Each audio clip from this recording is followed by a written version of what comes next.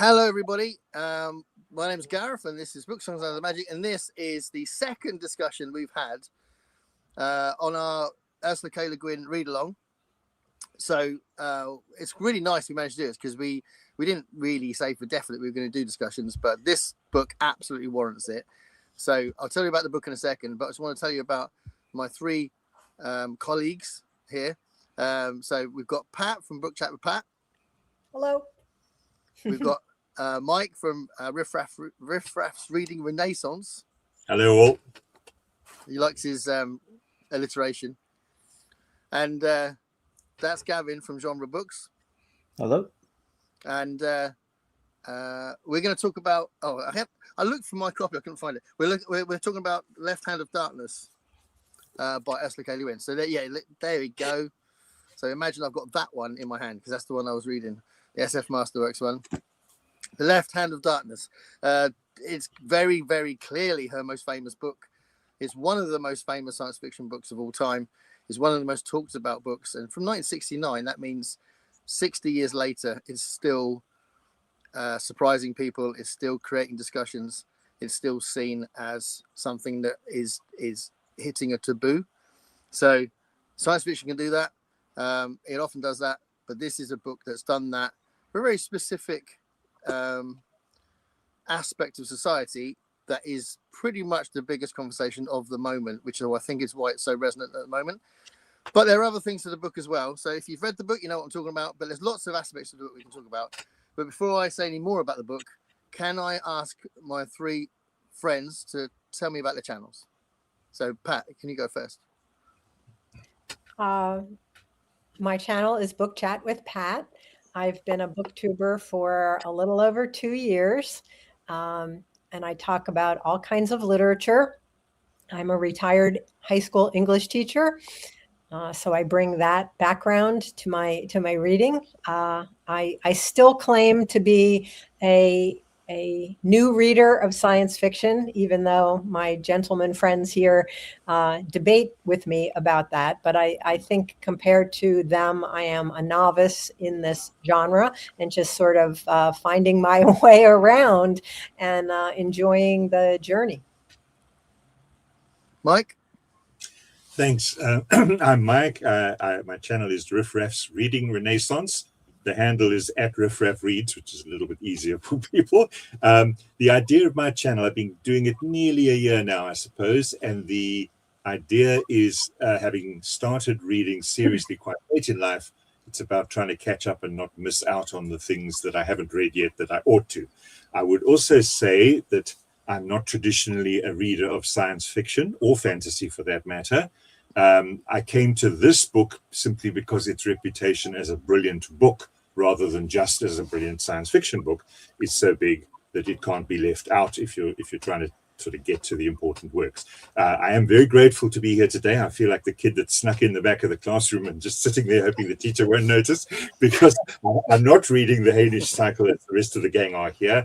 That would be too much for me. Those who've seen my channel know there's a spreadsheet trying to keep me on track, and there's so much I need to read. But I have identified that this, and I suspect the Dispossessed as well when it comes around, are books that I simply can't ignore. I need to read.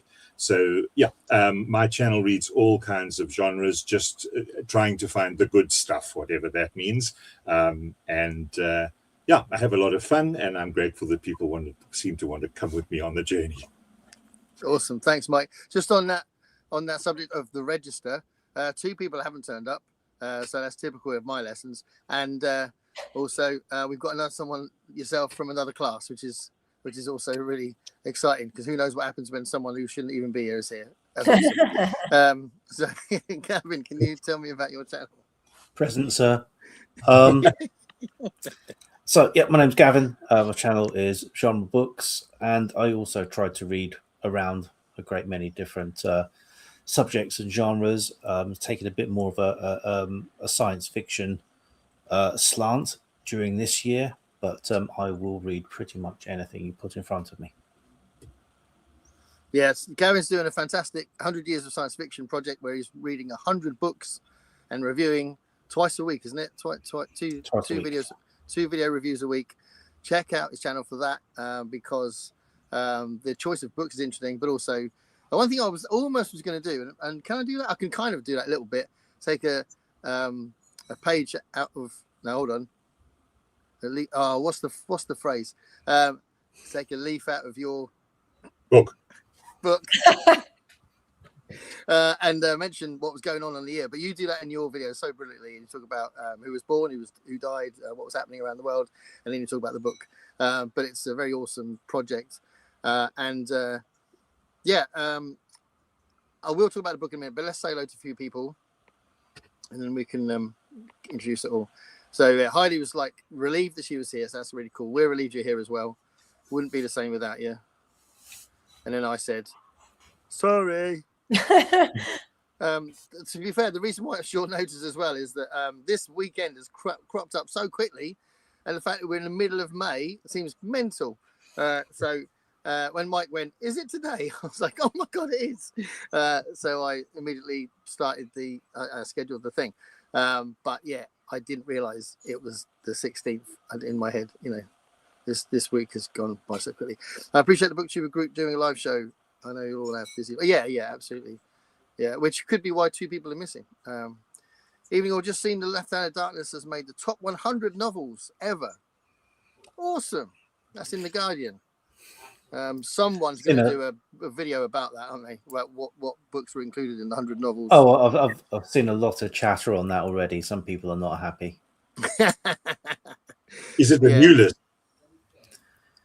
It's a new list, but it's got a lot of names you would expect to be on there. Right. And I think it might be a little too traditional for people. Oh, does that mean there's not enough new stuff, not enough modern stuff? There is some modern stuff, but you still have, if you gave us a list of 20 that you think would be on there, they pretty much would be. Yeah. But then if it's the top 100s ever, then that should happen, shouldn't it? I would think the barrier to entry should be quite newspapers. Say again? It's designed to sell newspapers. Oh, so yeah. What was that, Mike? What did you say? I was just going to say, if it is of all time, you'd expect the barrier to entry to be quite high. You think if you think 20 books are predictable, then you think 20 of them would be predictable at least. So yeah, I'll be interested to see people's reactions, but sometimes people can be a bit weird about that, can't they? Yeah. That's fantastic. Yeah, absolutely. Yeah. So Gavin's in the chat. Hi, Gavin. Hi. I did not think I was doing this. Aaron said it's a writers and critics list, so it's pretentious. They didn't include Lord of the Rings. Well, that's a bit weird. Well, that would be in the 20 predictable ones. So maybe it's not as predictable as you think. That was me saying "oi" and then it said "okay" instead. So I just hate typing. Get some clothes on and get in the studio. I was assuming that's why you went in, because I thought you were supposed to be in there. If you want the most unpretentious list, check out Time Magazine's Best English Lit Books from 1923 to 2023 by Lev Grossman. Oh. It has Lord of the Rings, got Ubik in it, which is mental, and Portnoy's Complaint. Oh, I don't know. That's Philip Roth. Philip Roth. Okay. Is it good? It's the angst of a young Jewish kid in Brooklyn, in New York, and you either like it or you don't. That sounds like you don't like it. No, I didn't quite say that, but when I talked about it on my channel, I said this is a book that once read, never forgotten. It's Saul Bellow meets Confessions of a Window Cleaner. Yeah. What a great combination. So is it a book that you respect rather than you enjoyed? I don't know if respect would even be the right word. Oh, really? So it's there. Yeah. And I read it as a teenager, so possibly the target audience. So you liked it? As a teenager, yes. I don't know whether I would have to read it again. I did not like it. I was glad to have read it. It was an experience. I'm not sure it was a life-changing experience, but... Hi, Constance. Thanks for coming in. Haven't read it yet, but okay with being spoiled. Also okay with Gavin not being fully clothed. That'll get your numbers up. Gav, next video you do for the if you do like maybe like a book about robots or something, then take clothes off then. That'll work. It's just an idea. Heidi says you'll still be able to enjoy the book. The prose and adventure vibe is everything. Yeah, we'll get to what we like about the book in a moment. So Ali's here. I couldn't join the chat, but look forward to hearing the discussion. Yeah, thank you. If anyone didn't like the book, I'll be unsubscribing from your channels for a week as a timeout. I like that. Elaine says hi. Hi, Hi, Elaine. Elaine. Hello. And Robin from Bookspin. Hello, mate. Nice to see you. He's probably done a video on this book already. Do you know Bookspin? It's No, I all don't. science fiction. Oh, That's probably why I Very don't. Yes, I think I have. He's an English guy, I think. Pretty sure. You sometimes wonder, don't you? Go, hold on a minute. Am I saying something really stupid? They go, excuse me, I've got an outrageously American accent. How can you not tell? I go, yeah, sorry. I haven't seen your video for a few weeks. Right, so Left Hand of Darkness came out in 1969. I'm going to try and, I've got the most chaotic notes in the world ever, but I'm going to try and give you a sense of the book, and then I'll ask you guys what you think of it, and then we'll go through some of the themes and that. So the book is essentially about Genli I, who's an envoy, and he goes to a planet called Gethin. He's human, and in this cycle of books, or this series of books, humans are called Terrans, but he is a human. He goes to Gethin as an envoy to try and get to try and persuade the planet to join the Federation of Planets that's called the Ecumen. The Ecumen features a lot in these books. It's kind of like a very friendly authority. It's kind of like the Federation in Star Trek, you know. So I think Star Trek had already started at this point.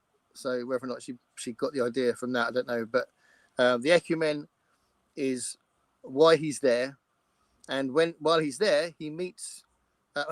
He starts off in the country called Carhide, and there's basically it's a fully realized world, which we'll talk about in a minute. But the two countries that are mainly the area of the action is Carhide, and the one that I'm going to have to look up to remember how it's said, Orgarain. So Orgarain is the other place that he goes to, and it's a lot of it is about this journey that he takes with hold on. See, I only just Estraven. Yeah, I would have been right. Estraven. And I think their relationship is the hux of the sort of main part of the book, really. But there's obviously the political angle, which is really, really important.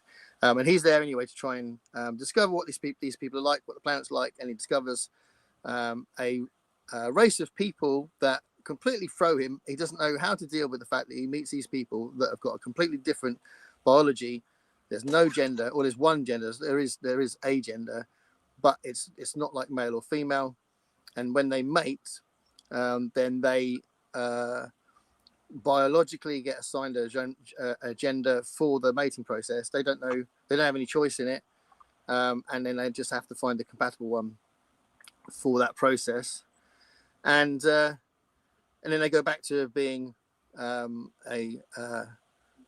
Gethenian, Gethenian, which is that, you know, alien gender. So that's essentially what we're talking about. It won the Hugo Award and the Nebula Award in 1969. The year it came out, and it's hugely influential. I've got someone I wanted to mention later on when we get to the end that I think is really influenced by this. But in general, I think that's the plot, right? I haven't missed any major thing with the plot, have I? I'm very nervous about this because it's a very famous book. You know, even if I was doing 1984, which I've read about 8 times, I'd still be nervous to get this right. Greg's here now, so hi, Greg. Here he is. Hi, Greg. Greg, He's turned his mic off, so he's clearly very shy. yeah, Can't you're hear you, mute. Greg. He is fully clothed. There, can you hear me There now? you go. Yes. Yeah. Hiya. Yep. Yeah. Good to Okay. see you. I said, Um, sorry, I'm late. I fell asleep napping on my sun deck. That sounds like a good reason. Nice. Yeah. So yeah, I've done a general introduction to the plot. Greg, do you want to say something quickly about your channel? Because everyone else has. Okay, So- well, my channel is Another Bibliophile Reads. I'm an eccentric reader, so I don't stick to one genre a whole lot. Read across a lot of different things, so you never know. You'll get literature, get nonfiction, science fiction, horror, mystery, whatever comes my way. Awesome. Thank you, Greg. I'm just looking at the chat, and Heidi's made a really good point about what I was saying about the Federation, so we'll get there in a second. Let's find where I was, and then we'll talk about I'll get you guys to talk about the book for a second. So we'll get that. We'll just bring that saucy comment up again because it's funny. Yeah, and then I see a comment from Alan on the chat that he's not going to make it. oh, okay. Yeah, Alan from Big Hard Books Classics is going to be here, so shout out to Al. I hope he's having an okay day. So Cherry Moon is actually somewhere else at the minute. There's nothing panic, but you may have seen her appear on my channel a couple of hours ago. She's very cute. She's very cute. She's also a complete lunatic, and I'll keep my eye on her all the time. And she does these random things, but then that's because she's a kitten. She's a And, kid. They are hilarious. And luckily, Ralph is completely indifferent. He couldn't be more indifferent. She's like, she's a couple of times she's had to pop it in, but he's just sort of sitting there ignoring her. So that's good. So Heidi says Ursula's League of Worlds came out the same year as Star Trek. So that suggests it was just a fluke. Because it takes a while to publish a book. So it wouldn't even be that she immediately wrote it and got it out quickly, because you just can't do that. So yeah, that's fair enough then. So a bit of a fluke. Interesting. Heidi says Olaf Stapledon had a Union of Aliens thing in Star Maker in the 30s. Okay. I mean, to be fair, yeah, a Union of Planets, yeah, probably has been done a few times, hasn't it? If only Hull Nelson was here to tell me who did it first. I've got this in such an awkward way. I might have to I'm going to take this off in a minute. I mean, my headphones. Don't panic, Gavin. Constance says, hi, Dave. Heidi says, do you want to discuss how these hermaphrodites came about? The origin. Is that in the book? There's a little bit. Oh, go on, Greg. Yep. As I remember, it started off as artificial, like they planned it.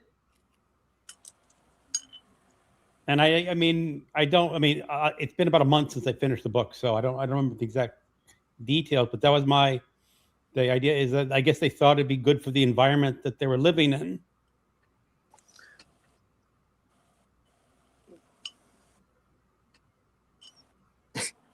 Anyone else?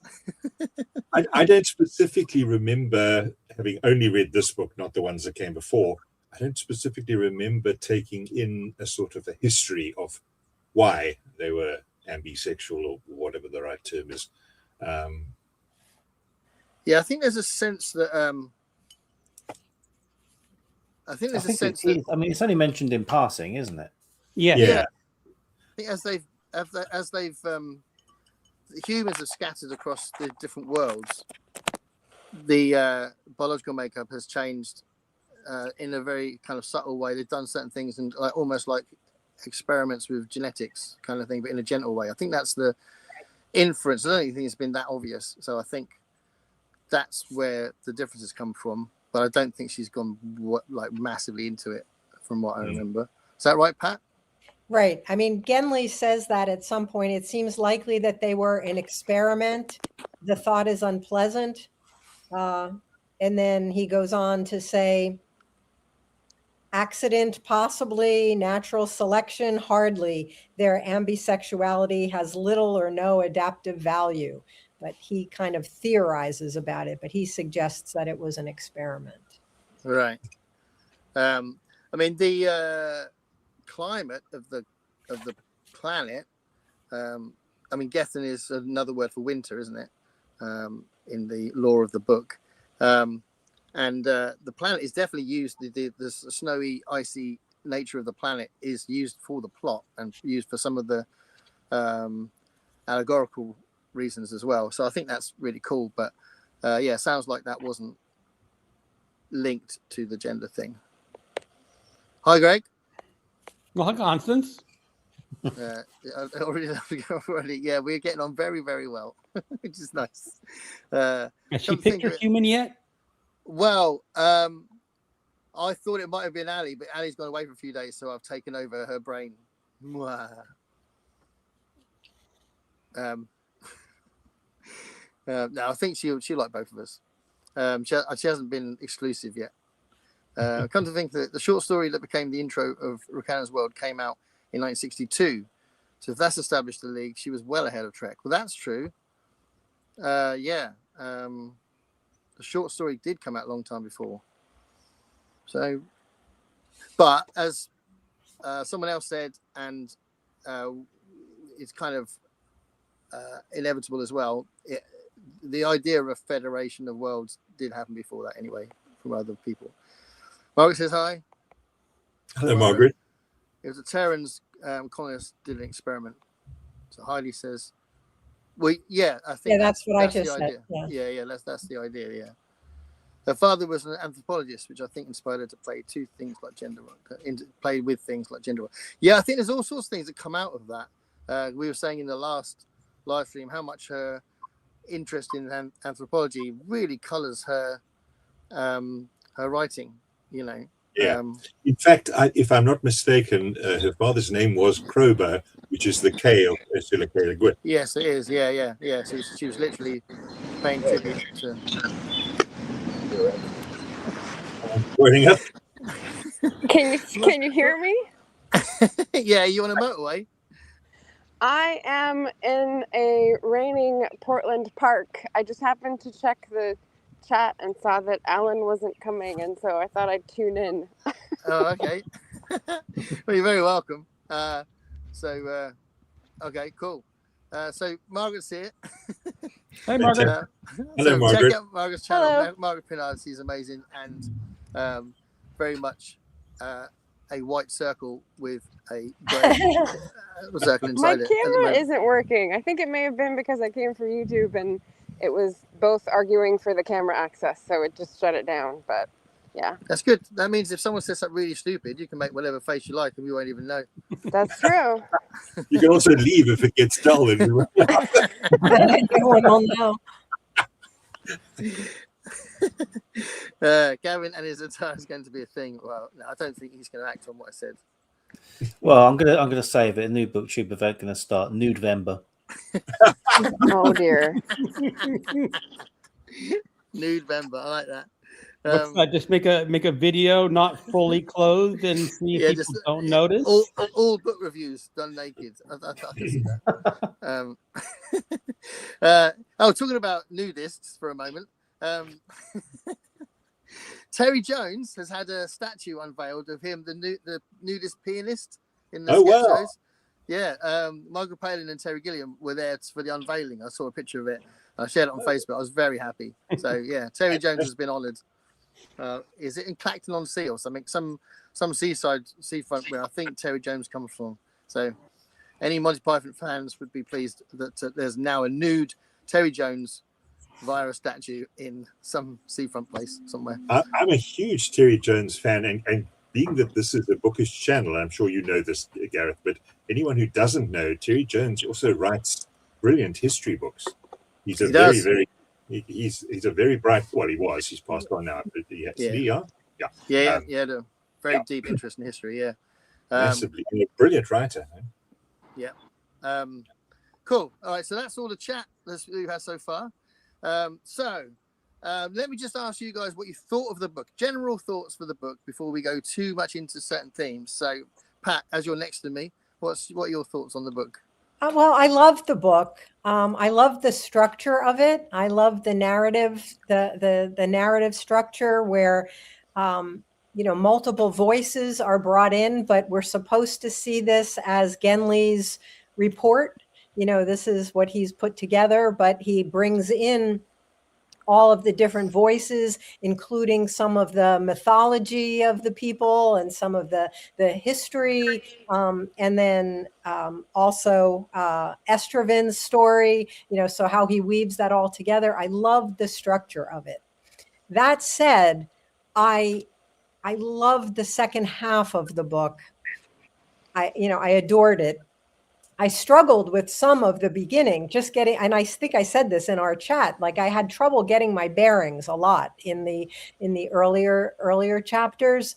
But once the novel was really about the relationship between these two characters, I was 100% in, and I loved the last part of the book and the trek across the ice. Yeah, cool. I've got very similar thoughts, but Mike, what about you? Well, of course, this was my first dipping of toe into not just Le Guin, but other than a couple of Simek short stories, pretty much science fiction. I did try to go in completely sort of neutral, despite what Gareth thinks. I've got nothing against science fiction. I just don't have any nothing has drawn me to it in the past. I didn't know what to expect except the reputation. I found the very beginning, I actually found quite interesting, the bit about the king and the placing of those stones. I was intrigued as to what was going on. I will say I was anticipating incorrectly masses of world building, which I was not looking forward to. You know what I mean? And I didn't find the world building unreasonable. Do you know what I mean? It didn't go beyond the point of me saying, oh my God, because world building is one of the things that put me slightly off the idea of science fiction. I like to start with the real world because then I know how gravity works and I know what's going on. But I did find there was a continual sense of disorientation in the book. And at one point I thought, is that me because I'm new? But then as I went through the book, I thought, actually, I think this is quite intentional. And I thought it was quite clever and very effective.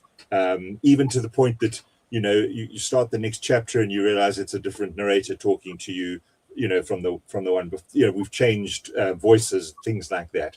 I can say a lot, but perhaps I won't get too bogged down now. It was a very good reading experience for someone who hasn't read science fiction before, because it didn't have any of the negative tropes that one associates with science fiction, which is lots of rocket ships and lots. I will say the one thing: the different names, the vast array of names, puts Dostoevsky and Tolstoy, challenging them for trying to remember. I simply dumbed it down. I didn't try to remember the names. I basically dumbed each of them down to a syllable or two, and that worked perfectly.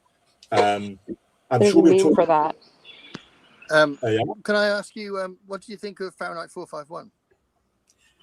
Well, that's an interesting bait because you make a good. I don't know if that's science fiction technically, but It is science fiction, Mike. It is.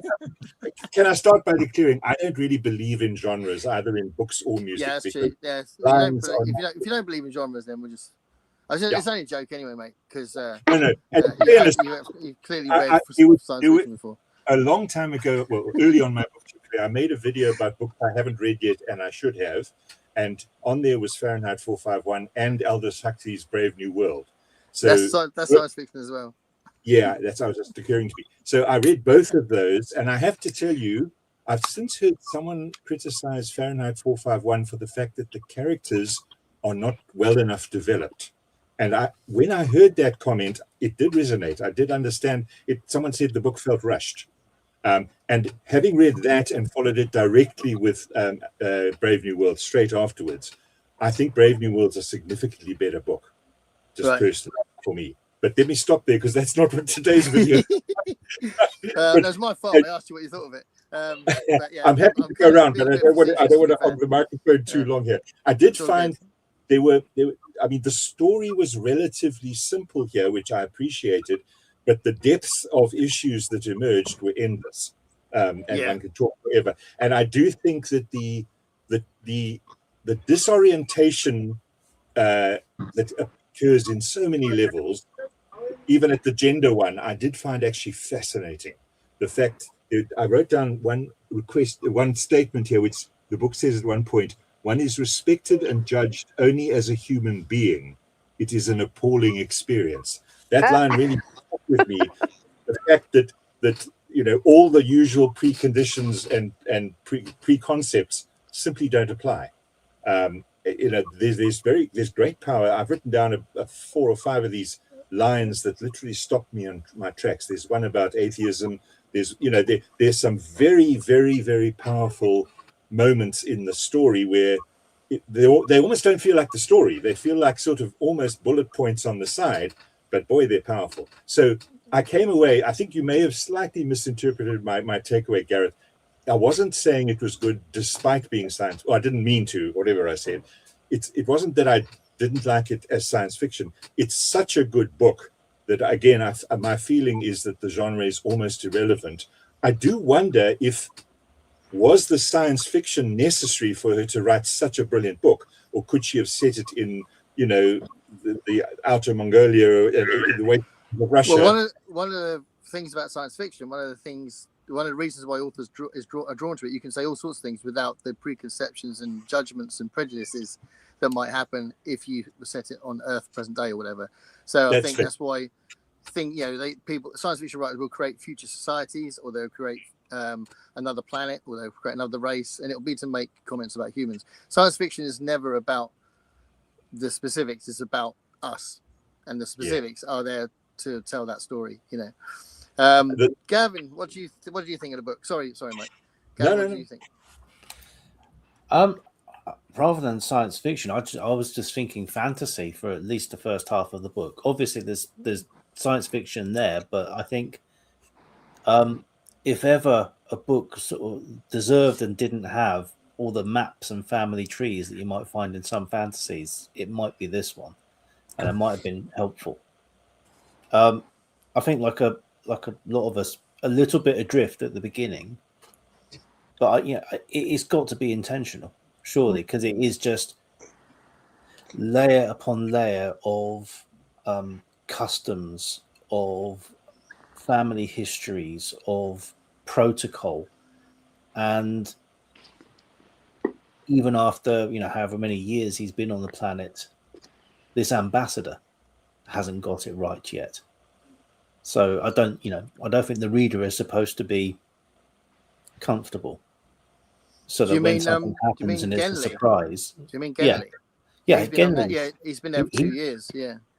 He knows some of the rules and regulations, but he does not know how to play the games.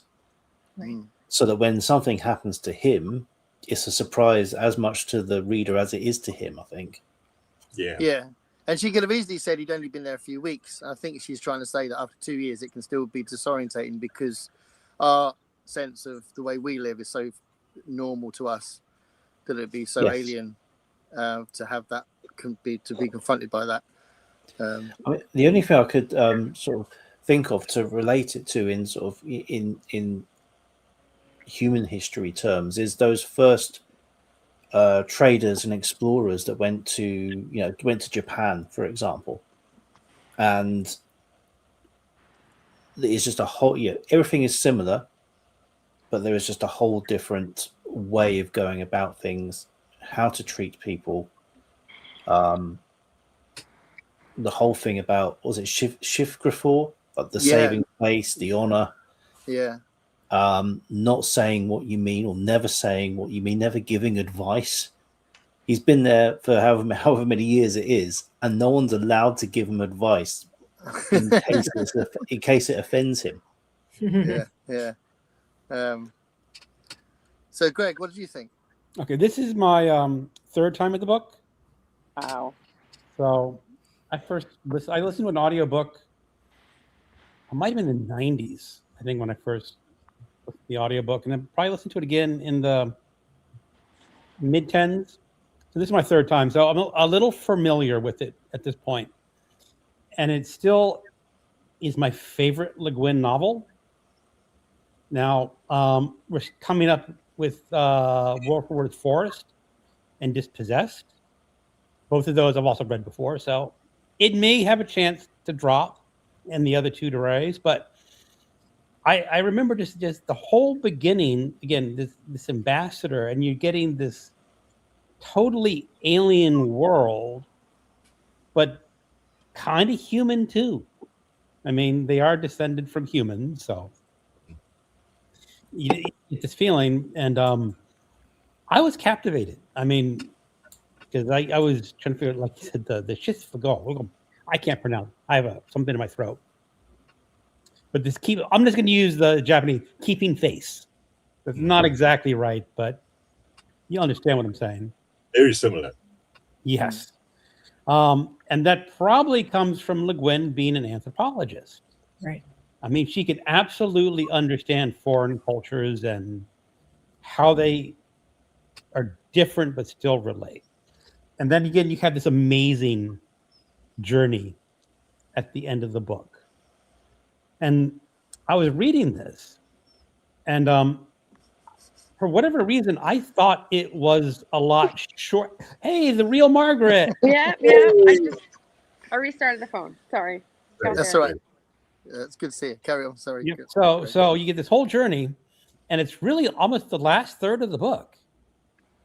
Yeah, it's a huge part of the book. It's a huge part, and I think that Ursula Le Guin was probably writing it, and she probably just planned it to be a lot shorter, but it got so exciting. You think, what else could happen to these people on this ice trip? And it just became this amazing. I mean, I think it's a case of the story taking over the author. Mm. Yeah, it could have been. Yeah. And I think she always intended for that to be the end. I think she would have. Always the end, but the way she writes it, you do get that sense that there's this escalating sort of a sense of excitement, like you say. And I remember when I had this, I could not put the book down. I mean, a lot of times I'm an experienced reader. I can put the book down and pick it up later, but it was later at night, and I usually start going to bed around 10 o'clock or so, getting ready for bed, and about 10 o'clock rolled around, and I noticed I had like hour and a half, maybe 2 hours of book, and I said, nope, I'm just going. Power through. Power through, yeah. I do that, and the glasses in the book are all over the place, and I'm like that. But I do try. That's Margaret. What did you? Sorry, Greg. No, I'm done. Oh, okay, Margaret, what did you think of the book? I enjoyed it. I've read two other. Well, I guess I've read the Earthsea books, and I've read the Book of Cats, and this one. So that's my Ursula K. Le Guin experience, and seeing the exhibition here. I enjoyed it. I watched Allie's review, and I thought it was pretty accurate to my interpretation. And of course, I didn't bring the book with me, so I don't have the little tabs that I tabbed. But I like the quote that Mike brought up about it was an appalling experience. I'm wondering if anyone else has read A Memory Called Empire by Arkady Martine. No, I know it, but I haven't read it yet. Oh, it's really good. The second Desolation called Peace is not as good, but the feeling of being a person in a different culture and always having to watch yourself and never being comfortable is very much the setup for that one as well. And so I felt sort of the same success in that being communicated. And in terms of the change in pacing, I liked the beginning. I didn't think it was too slow. I thought she was telling us a lot of things in experiences, sort of the show don't tell.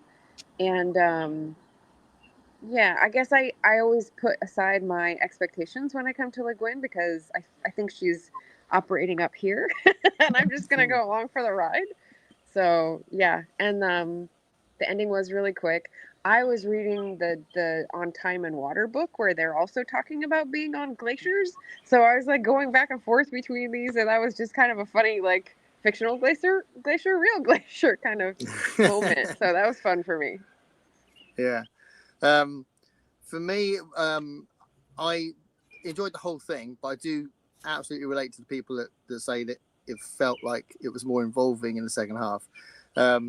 But the thing was, I think the first half really engaged my head, and the second half really engaged my heart, and I got really, really involved.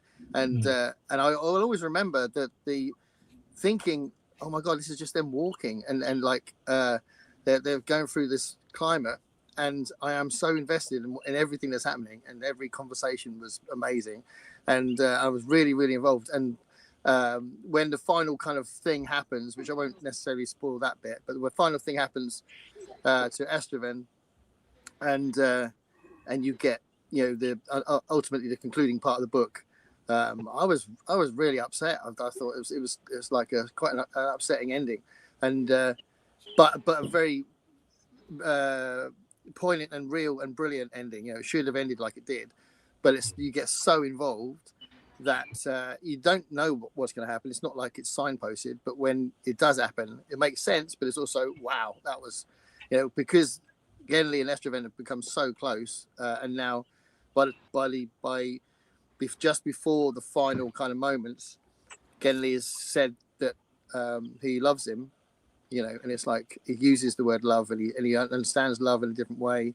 He understands love in a much deeper way, and you're part of that journey. You're part of. I think the reason why she chose to have this sort of journey through the ice for them to be, you know, to focus on that for the whole book is so that you get involved in the relationship. You understand where the love comes from, you know, and I think that's what the book is about. But it uses that to then make comments about gender, because clearly Genly spends a lot of the book just trying to understand what he's witnessing on that planet, you know, and then realizes that's not relevant to how he feels about Estraven by the end of it, you know. But I also like the fact that Estraven finds mind speak offensive or invasive or not, you know. He says he thinks that's wrong, so he's got to adjust to something from Genly's side as well. I think it's really good because it's not just one-sided. And I thought, you know, she probably put that in there to show that it's not just about one type of person adjusting to something else. Is that, you know, adjusting can be, you know, both sides. Yeah. So I thought that was really good. So we talked a bit about the pacing of it. So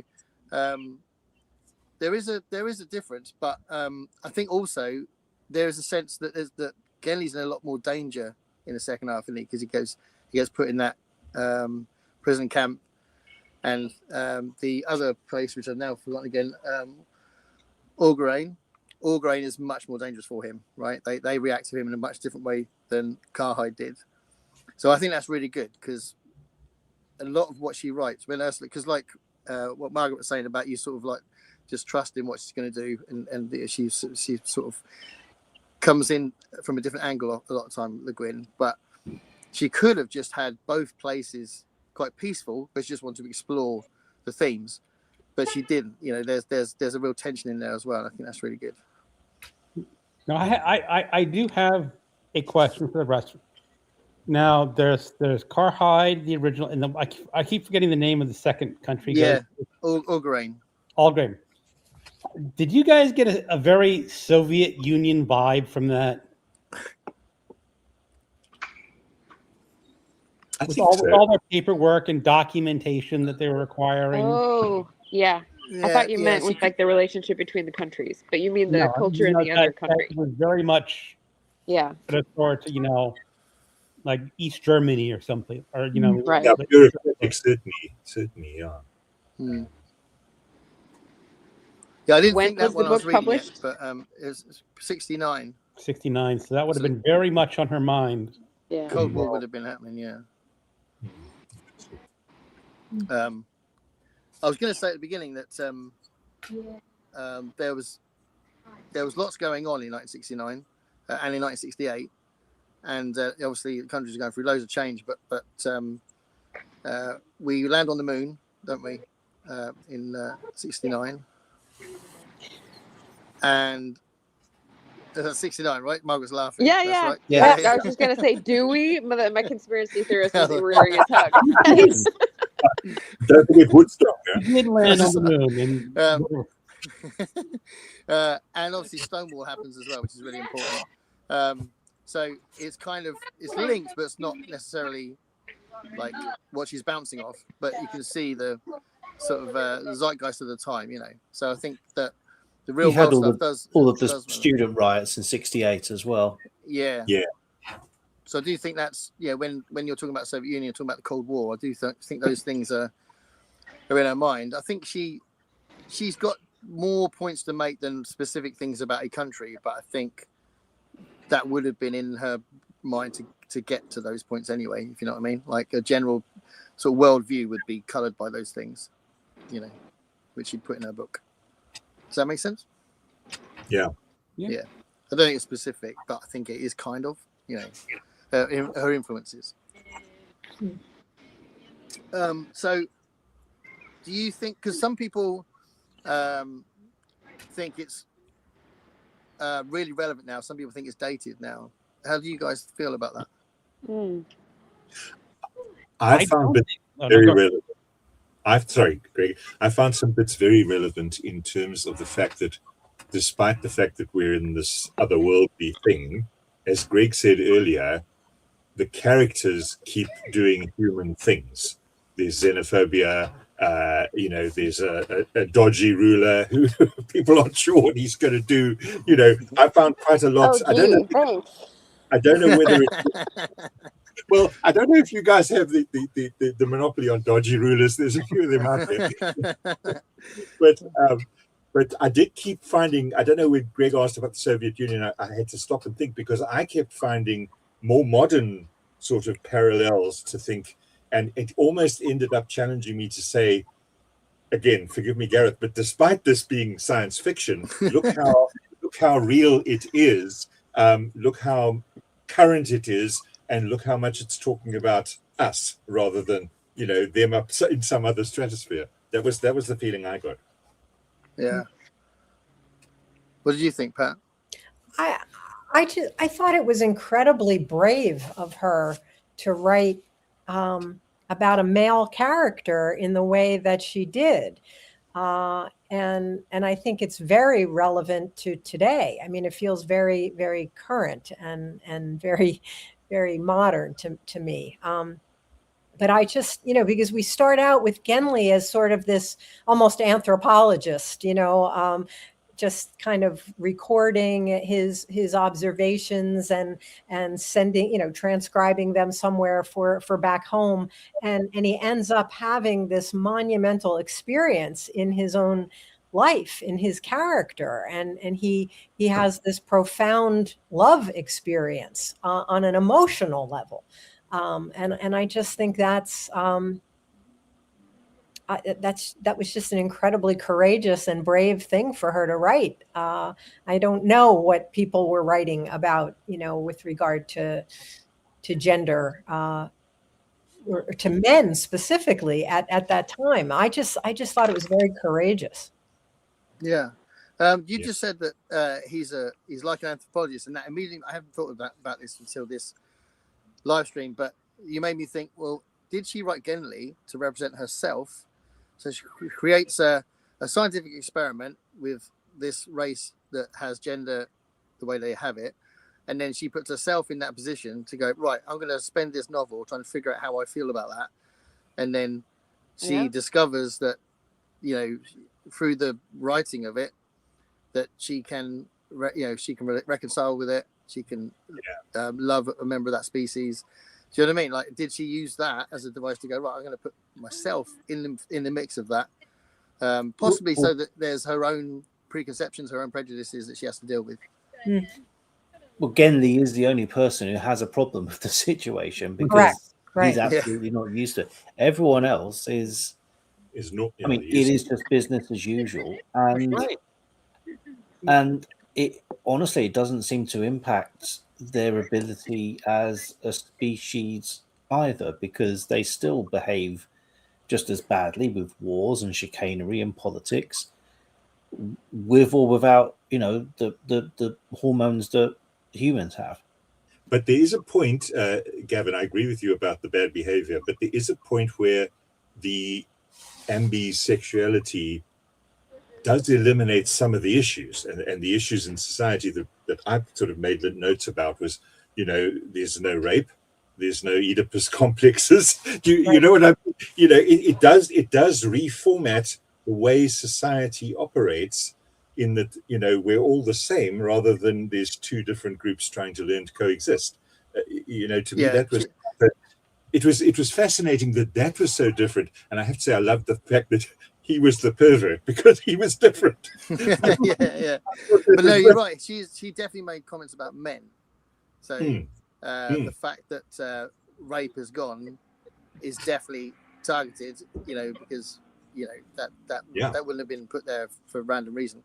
But she doesn't say that there's no conflict, because obviously what Estroven is trying to do, he's trying to prevent the war from escalating, or at least the tension from escalating into a war, which is why at the end Estroven wants the planet to be part of the Ecumen, right? And that's quite interesting, Gavin, because isn't there, I mean, you hear a lot of people saying that the way to solve wars is to put the women in charge. Do you know what I mean? That it's the men that keep going to war. And yet you've just made me think, because here we've got a situation where we've sort of solved the men problem on this planet, and yet we've still got the sort of xenophobia and the political troubles coming. If I understand. I think she's saying that you can't eliminate everything, but but she's still making comments about the patriarchy and about men's the issues with the most extreme things that men do. Gareth, one of the problems. And she was writing it 10 years before Thatcher became prime minister. Is that we always talk about the patriarchy. If she was a woman, patriarchal society or matriarchal, and everyone's saying the patriarch will be more warlike, but we've never really had a matriarchal society. True. Especially two matriarchal societies right next to each other. We've never had one over here or in America, but there are some matriarchal societies, aren't there? But not on this scale. I mean, and what would happen if there were? I mean, you say the women would get along and not fight, but I think women could not get along and decide, let's gain an advantage in this way or that way. So I don't know what happens when they grow up, but as far as students go, the women are the most bitchy ones, attack each other the most. I must admit, I'm finding myself thinking back to when I read Lysistrata, which was when, in order to stop the men going to war, the women started a sex ban. Sex strike. Yeah. That's the only way to speak to men, right? That wouldn't work here, though, would it? No, it wouldn't. But there are drugs in the neighboring country. They figured out how to administer drugs involuntarily so that people do not enter the estrus state or whatever it is. And so they're messing with the balance already. Right. And I feel like they're going on a slope and becoming more and more like a Terran society, even without the gender difference to instigate it. And I can't remember why that is. But I had another question that was going to pop in, which is about the ecumen and the trying to understand each other and convince that multilateral diplomacy is a good thing, because the people at the beginning are definitely like, no, what would we get from that? And how can we trust it? And they're like in a prisoner's dilemma. And I'm thinking, what is she trying to say about multilateral or, like United Nations style diplomacy? Because they keep working at it, and eventually they get it. But then I can't remember in the denouement what happens and how satisfied Gimli is with it. What do you guys think? I think can I just quickly say, I think the intention of the book is that the happy, do we want to spoil the ending? But the happy ending would be, if it was the ending, that the happy ending would be that the planet agreed to join. I think that's the intention of the author. So I think in other books as well, I think there's a sense that the acumen is a positive thing. I think that's my interpretation anyway. In which case, if we're looking at that metaphorically, then she'd be saying that lots of countries coming together and agreeing with each other or discussing something would be better than us not being united. So I think that's where she's coming from. Where was the United Nations in 1969? Sorry, mate, I can't hear you. But Margaret, I'm really sorry. I'm going to have to mute you for a minute. That's fine. I was just saying, I'm trying to remember, and my history's not strong enough. Where was the United Nations in 1969? Was it on an up, or I'm picking up on your comment, Gareth, whether she's alluding to that or not. It was there was a lot of stasis because of the Cold War. Yeah. Russia would be vetoing something, or the US would be vetoing something. Yeah. And the colonialization it wasn't having any effect in in Southeast Asia at the time. It was probably in one of its periods of uselessness, which is a little bit like at the moment. Yeah. Okay. Bring you back. I wonder if what Margaret was saying about that that experiment that they were doing, is that related at all to? I mean, this is around about the same time that the contraceptive pill is being rolled out across sort of Western countries as well. So there is that sort of control there of some reproductive rights. Yeah, well, the reproductive rights discussion would have started in the 50s, wouldn't it? Yeah. Also, the pharmaceuticals catching up with it by the end of the 60s. Yeah. Right. Yeah. Because the 60s was the sort of freedom of choice now because of the contraceptive pill. Again, my brain is battling a little bit because in this book, the whole cycles of sexuality are much less. It seems to be the opposite of the sort of the freedom of the 60s, if you know what I mean. But I don't know whether that. Yeah, I don't think she was necessarily making direct. Yeah. How like talk, saying I'm going to talk about this bit of society, so I'm going to put that in the book. I think it was more like I want to talk about this, so I'm going to put this other thing in the book that's going to represent that. I think that's more like her approach. But yeah, let's have a look at the comments a sec. Yes. I always have to find where it was. It's a hard life. Tough job, but somebody's got to do it, Gareth. Here we go. It's around here. So Elaine says Olive would be on board for being naked on the screen. She's never been clothed actually, so that's worth noting. Ali says I struggled with the early chapters too, even on the second reading. The ending makes it all worth it. Yeah. I hated the language world building in the beginning. It's only a barrier until you get used to it. Yeah, I think that's true for a lot of science fiction and fantasy. To be fair, you have to get used to the language a bit, the names and places. Not a gentle introduction to the genre. No, I don't think it is actually. I think there are easier ways to start reading science fiction. I didn't feel I'd picked a bad choice to start, to be honest, but I don't have a sample of one. So we didn't pick a bad book, but I think it's one of the most complex books. Yeah, it's complicated. I think Fahrenheit 451 and Brave New World are good starts. See what I did there? I did. Of course you did. I don't do genre. It says, after reading The Easy Breezy City of Illusion, I was frustrated as I knew the story was rich.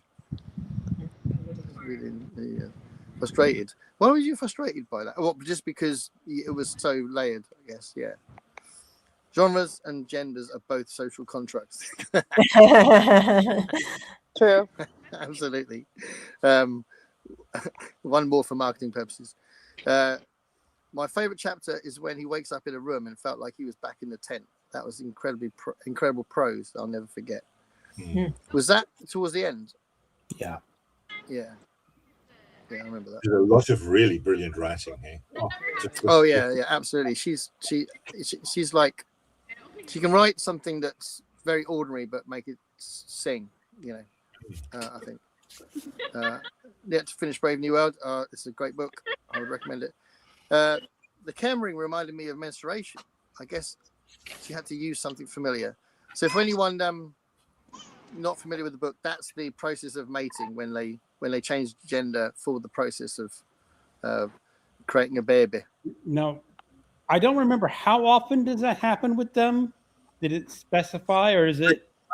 My memory is the cycle was remember. quite similar to sort of a menstruation cycle. Yes. if I remember. But it's not a Okay. month, longer than a month, or longer than what are months. Only just longer. Yeah, I think the calendar, which I didn't try and completely get my head around, seemed longer than ours, and therefore are not reliable in terms of measuring. But the sense of it when it was explained, it felt like a similar cycle. I'm just going to read from the text. The sexual cycle averages 26 to 28 days. They tend to speak of it as 26 days, approximating it to the lunar cycle. For 21 or 22 days, the individual is somer, sexually inactive or latent. On about the 18th day, hormonal changes are initiated by the pituitary control, and on the 22nd or 23rd day, the individual enters Kemer, estrus. In this first phase of Kemer, he remains completely androgynous. Gender and potency are not attained in isolation. A Gathenian in first phase Kemer, if kept alone or with others not in Kemer, remains incapable of coitus. Yet the sexual impulse is tremendously strong in this phase, controlling the entire personality, subjecting all other drives to its imperative. When the individual finds a partner in Kemer, hormonal secretion is further stimulated, most importantly by touch, secretion, scent, until in one partner, either a male or a female hormonal dominance is established. The genitals engorge or shrink accordingly, foreplay intensifies, and the partner triggered by the change takes on the other sexual role. This second phase, the mutual process of establishing sexuality and potency, apparently occurs within a time span of 2 to 20 hours. So now that we're talking about it, is there an animal that has a relatable biological makeup?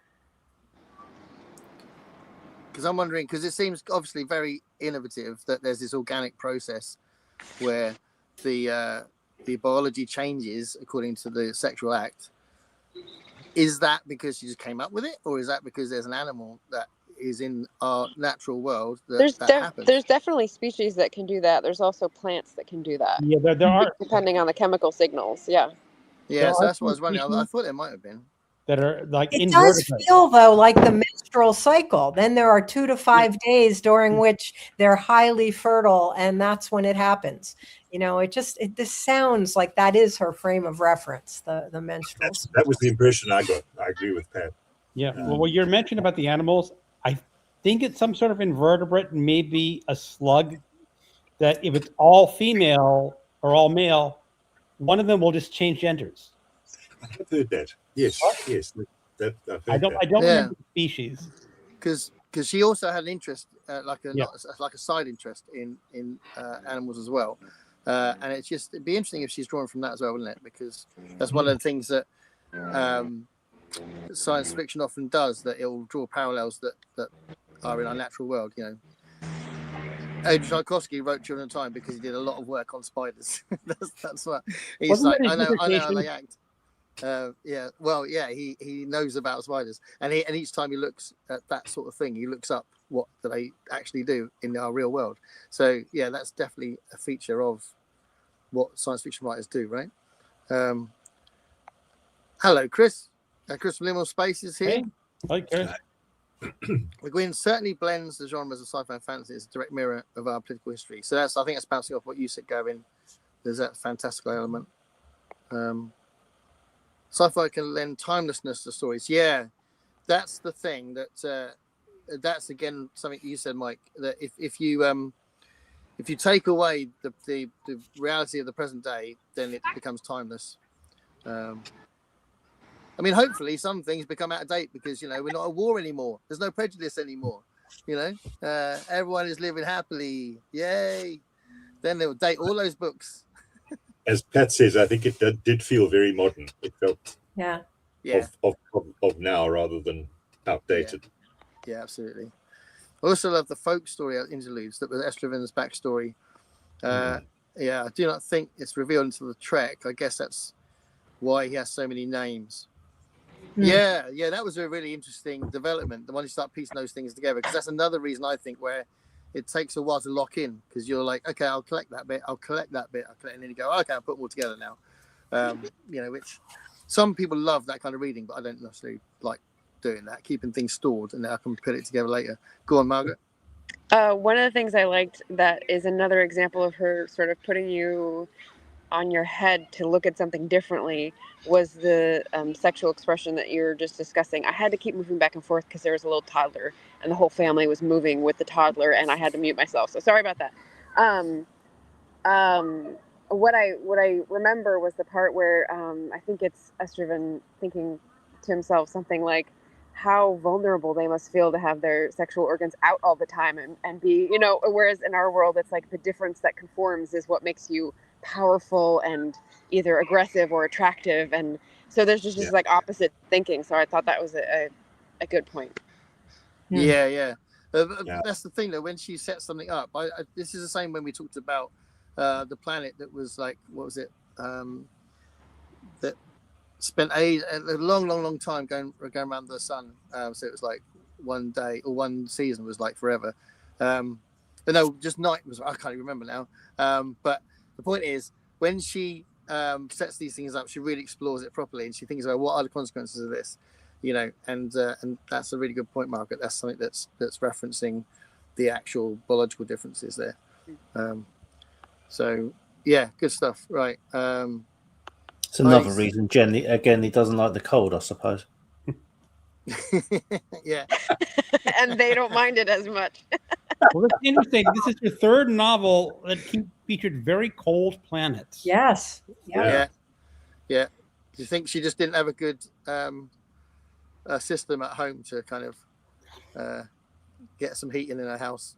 And this is an ignorant question. This is an ignorant question, but I've heard that not only is it cold planets, it's also epic journeys. Is that also a theme? Oh yeah. She likes the walking that's thing. True. Yeah. But I'll tell you what though, I don't know if this is true about the other books, because I didn't mind it, but with this one, I think it's integral to Genly becoming understanding, to really getting an understanding of Estraven, and also our journey through the book as well. That we become entrenched in their relationship, because that journey, that second half, is just a journey, but it's more than that because we get so involved in their relationship.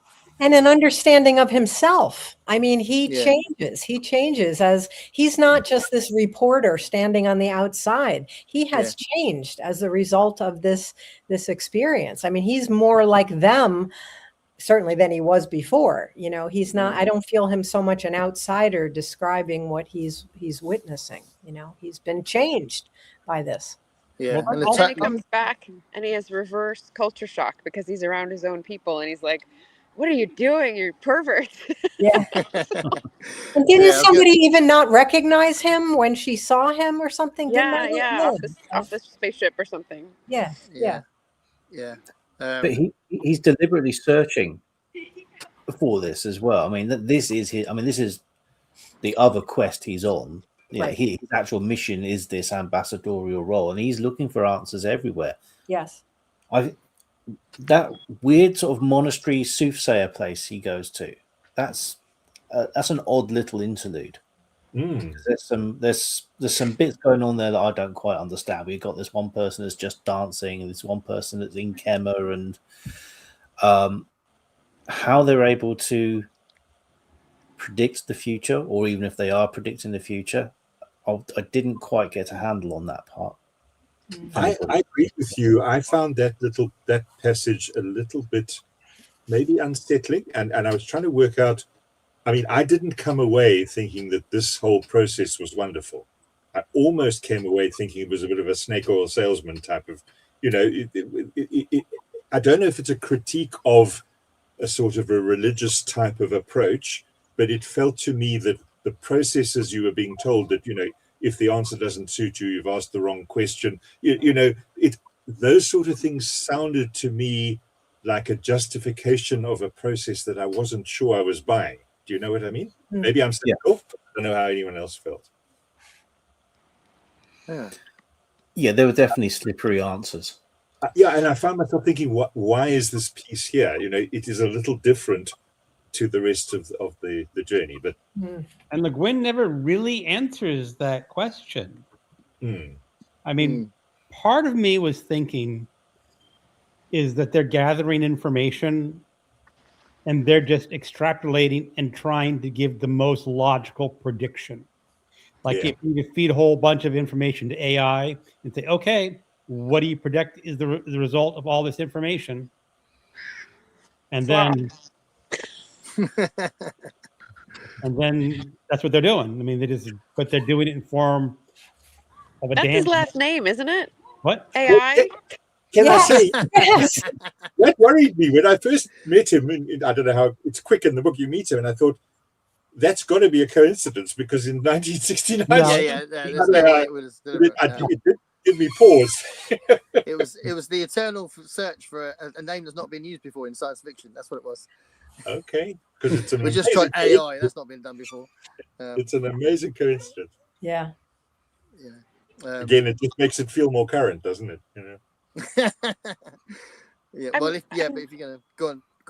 I was just gonna say I'm trying to think of what this spiritual room with all the different things happening makes me think of, and of course, again, this isn't possible because it's something that happens now and not back then. But it makes me think of the therapy where you're different people in your brain. It's like something family. Does anyone know what I'm talking about? Family member therapy or something like that, where basically you sit in the different position in your head to talk to yourself about like what your mother would have thought about something or your boss would have thought about something, and then you embody that personality to try to figure out what's going wrong. And yeah, so that's what it kind of made me think of, because everyone had a different role and they weren't really together on it, but then they sort of go into a conclave and come up with an answer. Yeah, that's what it made me think of.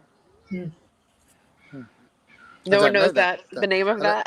I don't know that at all. Maybe someone will come up with it in the chat. Yeah. So I don't know where I was now. So I probably let's look. Gareth Thumbnail was the best cover, not those weird faces in the ice things. I thought it was a really nice image because I think, like I said, I think a few people have agreed that the sort of heart of the book is that journey between the two of them. So I wanted to find an image of that without just a cover of the book. So yeah, I think it was a nice image to choose there. I think you can take out the entire Hermaphrodite storyline. For me, it seems like just a love story between two men would be enough. I think that's taken away the whole thing she was trying to say about questioning. Is that she writes an essay after I've written that book called Is Gender Relevant? I think it's called. No, Is Gender Necessary? That's it. Is Gender Necessary? So I think she's deliberately putting that thought experiment out there. I don't think it's necessarily just about a love story. It's about that specific biology she wanted to explore. You know, if there was a species of human that was how they mated, how does that affect society? I think it's a huge part of the book. So I don't think it is just a love story. I think so too, Gareth. I think the exploration where, because of the gender setup, you don't have the traditional things of strong and weak and dominant and submissive, and all those sort of issues, I think needed that gender story structure to be told, if you know what I mean. I didn't feel it was just a love story between two guys. I think it felt much more experimental of what if society was entirely different. And if it was just a love story between two guys, that wouldn't have been very fresh and innovative, really. That's been done a million times, and it's not about that. And I think even in 1969. Well, I think in the 60s, there would have been less of it than now, but there still would have been. They were definitely exploring gay rights in those Think of days. Allen Ginsberg. Yeah. There would have been some of that. Yeah, some of the big stuff. But I was more thinking in terms when I reread it this third time. At least transgenderism has become much more of a public issue than it was in the previous times. Much more of a conversation. It's a huge conversation now. It is, and for me, it would be like if I were back in go back when I was a teenager and dating. It was always threatening. Better be careful. That girl could be a guy in disguise, and you go ooh, but that was back then. But nowadays, and if you think about this, is like, what would be the reaction to someone who's, let's say, teens, early 20s, and discovers that they like a person who's transgendered? Does that make a difference anymore? Or would they just go, okay, this is what I like, just go for it? Because in that thing, it's like, because Ganley did mention that he did believe that the two species or two humans could be sexually compatible. It's like so. It's this whole thing. It's like, I don't know if I have a point here I'm making. Right, but just share your thoughts. Yeah. No, the idea is that she's bringing out things like, does it matter if you fall in love with someone what their gender is? Yeah, but I think it's really, really important that it's seen as not just with the same gender, because I don't. It's much more fresh. It's much more. It's much more experimental than that.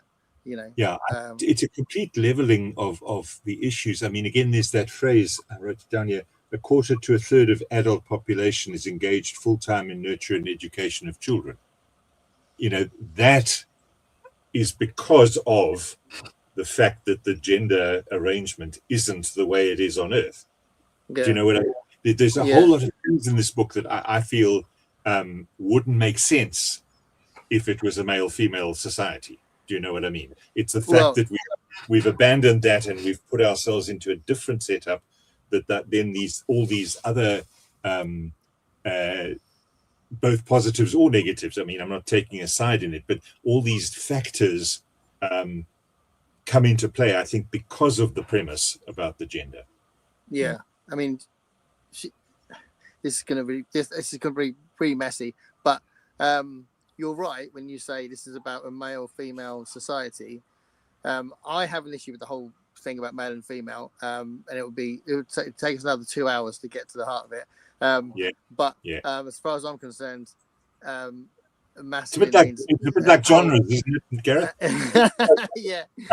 Masculine can mean a million different things. I'm not particularly masculine male, but I'm certainly male. Female can mean a million different things. Femininity is a whole different thing. I think that the like someone said about the social construct, I think it was Aaron, wasn't it? It is a social construct, and that has been changing. But what I think should have happened decades ago, before this book was written, is that people understood that there was no such thing as those really tight definitions. And then I think people would be less confused now if they realized, I am all sorts of woman, I'm all sorts of man in the same body, but I am whatever I am biologically, but I'm all sorts of other things as far as gender goes, because that's how male and female goes. There's no such thing as the whole kind of rigid definitions. So yeah, she was bouncing off the definitions that were the case in 1969, and now since then people have tried to change those definitions, soften them up a bit. But it is a massive debate, because there's obviously the discussion about just taking away the gender completely. People saying there shouldn't be one. Someone thinks what I'm saying is very funny. And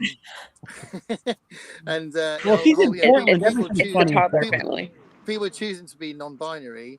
That is a result of a desire to reject gender, which is kind of bouncing off the discussion that's in this book. That's what I'm trying to say. But Yeah. I personally think it's much more, it's much deeper and more complicated than just the whole planet becoming non-binary, you know. So Margaret, what are you going to say? I got a question, and then I'm in the 20%, so it might go at any moment. But I think that's really interesting, and I think that I'm wondering which direction the causation goes when you think of, because we have genders and because we've understood gender as a duality thing, we've got so much intolerance for uncertainty and gray area and spectrums in our culture. So I'm wondering if the non-binary choice or existence is like a blossoming sign of people starting to deal with uncertainty and gray area, but it's just a tiny bit, you know. And this may have been what she was trying to get at.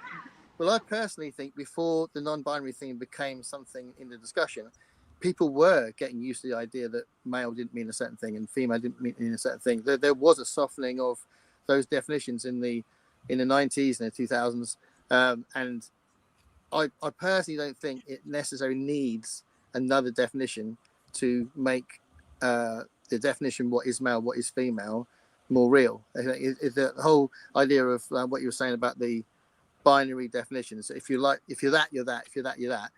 People were saying that was nonsense. More and more people were saying that when I was younger, you know. So there would be people saying sissy or people saying butch lesbian or something. You know, there was that kind of name calling going on, but it was very minor. Certainly not as much as it would have been 10 years before that, or 10 years before that, 10 years before that. You know, we do evolve, and I think our definitions of gender were getting much more sophisticated. I think they were getting more sophisticated before the non-binary thing came up. You know, so it's like a sidestep. It's almost confused the issue. Personally, I don't know. And Gareth, I've lost about 10 subscribers in the last 2 minutes. This issue has been around for actually a really long time. I don't want to give away a spoiler, but there was a popular crime novel for a very popular novelist, and in the very last page, you get let's just say a gender reveal that was not expected. Mm. And but that might have been written for shock value. So it was written for shock value. So that's not the same as what's happening here with it isn't, but start a new discussion. It shows that people were aware that people did have different identities, sexual identities. Even it's not something that's been drug up out of the modern times that's suddenly with us today. It's always been here. Yeah, absolutely. Yeah. You know, so it's how you deal with it. Like this it was for shock value, but it's also kind of probably telling you like you never know what you might find out in the wild, you know? I mean, I do think that the people that would be tolerant of people who want to define themselves differently would probably be the same people, regardless of the names that people are giving themselves. Do you know what I mean? I think that people either people are tolerant or they're not in some ways, you know, and as we don't move fast enough, but society does get more and more nuanced and sophisticated as centuries go on. You know, if you looked at if you had a trans person in 1756, and Margaret can tell me this is true because she does the research, they would have been more prejudiced than they would in 2024. You know, so I do think we do move forward, but just too slowly. Slowly. Can I just, at the risk of causing another twist in the discussion, given our global audience, can I strike a cautionary note that I think what you're describing is a Western progress. I think there are parts of the world where it's going in the other direction. And I'm not in any way defending that. I'm simply recording it. You know, it's a concern that I think it's not. I mean, what you described to me, it would be a lovely way to describe humankind's progress. But I think one needs to draw the parallel that there are different views prevailing around the globe, and in fact, in some areas, it's heading in directly the opposite direction, which is a pity, but there it is. No, I think you're right. But all I say to that is that the reason why I say more people are being tolerant and more sophisticated is because we would have had those views 200 years Yes. ago, 300 years Yeah. ago. So Total. you're right. It's not enough change. It's not as worldwide as we want it to be, but the old-fashioned, not sophisticated, terrible thoughts would have been pretty common and across all nations rather than just the West.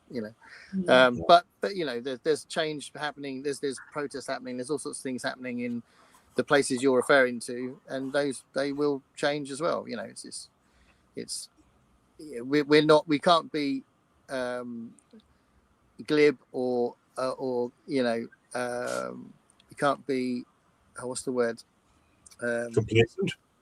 well, satisfied that Yeah. that they're not going to change. They're not going to be sophisticated, because they will. And they may be going in the opposite directions, but things go back and forth all the time. And there will be protests. There will be change. We don't have the monopoly on being sophisticated. That's what I'm saying. So there are good people out there in underdeveloped countries. Can I raise one other issue that I found in the book very fascinating, and that was the juxtaposition of the minutiae of the characters. The relationships between the characters were very nuanced, and the things that developed happened in very minute little increments as you journeyed, against the background of this vast and brutal landscape. I found that big versus small quite an interesting sort of what's the right word? I can't think of the word, but a sort of juxtaposition. Okay, in that you've got this massive threatening landscape that's extremely cold, and then you've got these characters who, again, I often say on my channel, I love characters who are flawed and fickle and real people. And despite us being on a foreign planet that someone's invented, people are real. The people are real, and I think that's why I enjoyed this book so much. But I kept thinking of this. I'm sure she constructed this intentionally, that you've got the massiveness of the environment and the minutiae of the engagements and relationships as they find each other. Yeah, I tell you what, I would say, I want to bounce off that and say, if you think about science fiction 1969, it's not a lot of years after writers really struggled to write good characters and would have great ideas, but write really boring prose and really struggle to make it really interesting. There was loads of writers, really absolutely classic, lauded, celebrated writers that are terrible at characters, and you're right, she did that beautifully. And this is a period where science fiction is changing, and it isn't just, we're an ideas genre. Yeah, we don't have to be really good writers, just have to really have really good ideas. And now it's getting to the point where people have to be good writers. Go on, Margaret. I'm low battery and I gotta go. So thanks for letting me in. It was really Hi, nice Margaret. talking with you guys. Hi, Margaret. Thanks, Margaret. Hi, Margaret. Hey, Margaret. I think, Yeah. Gareth, to what you just said about science fiction changing and improving in terms of characterization, I think we can say that even of Le Guin, which I'm getting that sense because we're reading her in order over time, and she's getting much better at, isn't she, at developing character. I don't think I felt this way about any of the characters. World? No, I can't even remember who they were. I struggle. They don't stand out. But here, I mean, these two guys, whatever, Estravin and Genly, they are real characters in my mind, and I think they will stay with me. And that I can't say that about the earlier books. So I think she's getting better too. Yeah, that's a really good point. Her. Yeah, really good point. I can remember specifically where I was when, this is really unusual for a book, but I can specifically remember where I was when Genly told Estravin that he loved him, which that's mad. That I can't think of another version of that in another book where I can specifically remember the feeling and exactly where I was when I read that part of it. Interesting. Yeah. Not even Flaus Raugenon when his spelling starts going wrong. Can't even remember what I was doing in that moment, which is one of the greatest moments in literature. Just telling you. But yeah, amazing. Yeah, because she was developing herself. You're absolutely right. And reading them in order, you do really sort of see that, don't you? I mean, this is a huge leap. I mean, we've liked to different degrees, we've liked what we read before, but this is, there's a reason why this is so Yeah, celebrated. and now Word for World is basically written right around the same time. Yeah. Maybe it's written a little bit earlier. And I did start reading the first chapter, and then I put it down. I'm going to go back and reread it, but it's totally different. I mean, you can still see the development here, but you can tell it's her. What? You can tell it's her, I think. And that, but now I'm also just really curious to get back into World is Forest. So, so it's just that, as you said that, I've got Aaron's comment next. Vietnam really affected her, especially in the Word for World is Forest. Absolutely. Yeah, a lot of people draw parallels to that when they talk about that book. Estreven is quite a great character, so rich and grey, not your typical hero. Yeah, there's a lot, because he's also kind of a secondary character, but becomes a real major part of the book and becomes someone you really invest in as well. And yeah, very, very developed. And it's not... like she said, like, not your typical hero. I sometimes get miffed when people talk about heroes in books, and they always talk about someone who's really great at fighting, or they're doing fantasy characters. They always talked about sword fighters. They're like, why is that the hero? Yeah, Estreven is, because he had this vision. What is best? Yeah, his world. Yeah, and his says we're joining the Ecumen. Yeah, and he fought hard for it.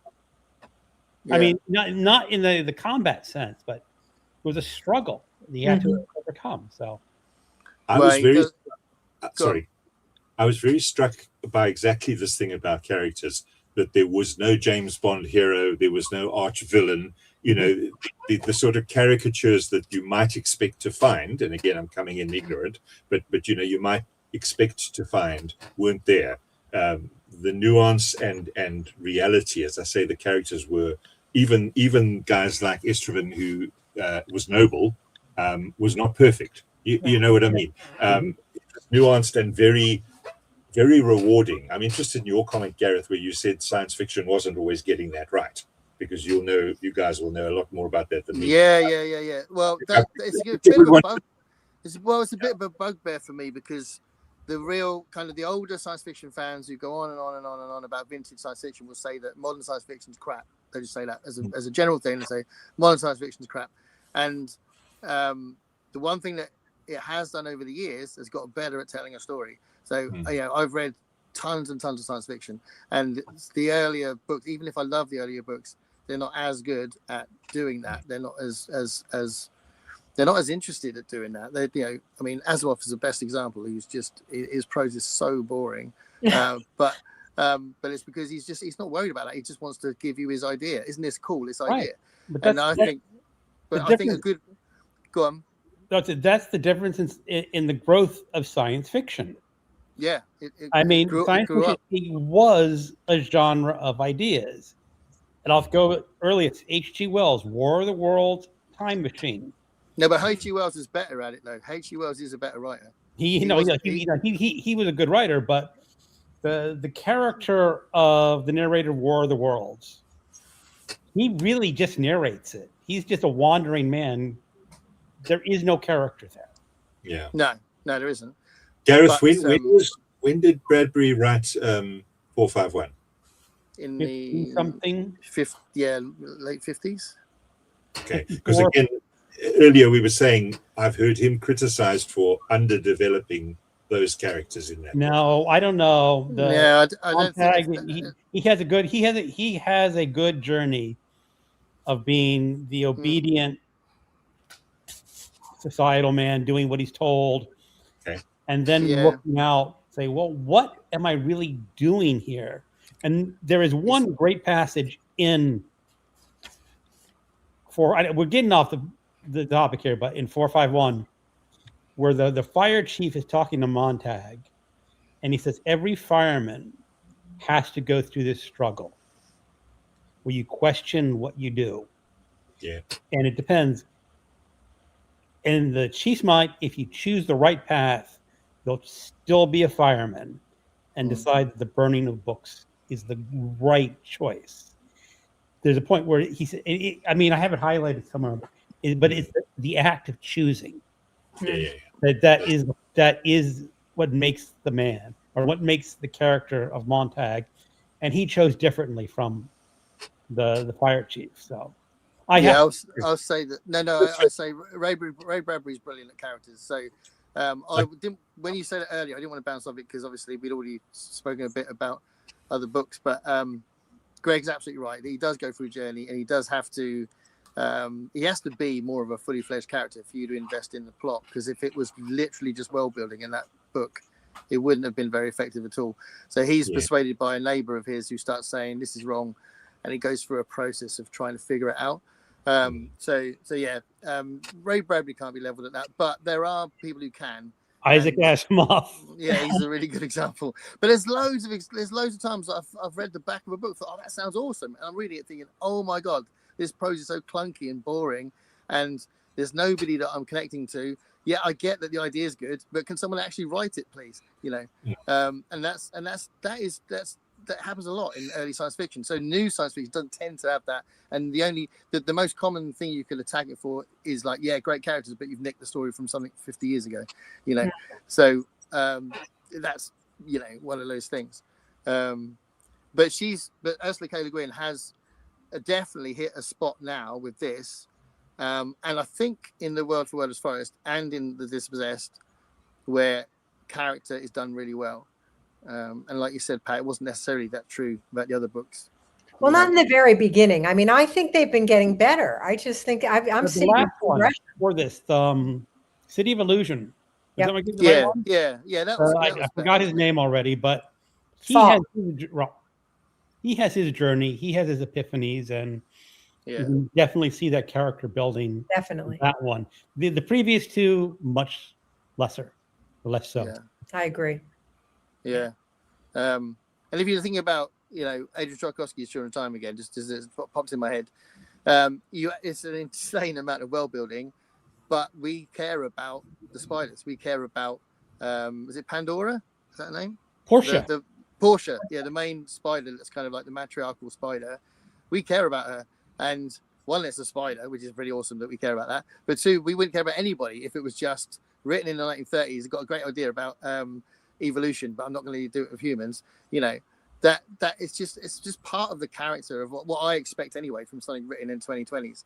I expect better characters, and I expect a full-rounded book now, and I don't necessarily expect that when I read something from the past. And I do think H.G. Wells is good at it, so I don't worry so much with him.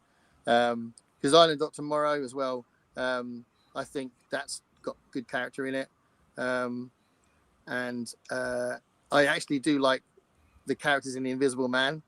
The one that's actually who actually becomes invisible. He's an absolute nutcase, and what he does is just really weird. But I think it's again, he decided that would be his character, and it's not just someone gets invisible. What does he do with it? And he doesn't do what modern people have done with it, which is boring. He's done something he's just really weird with it. He sort of plays with it.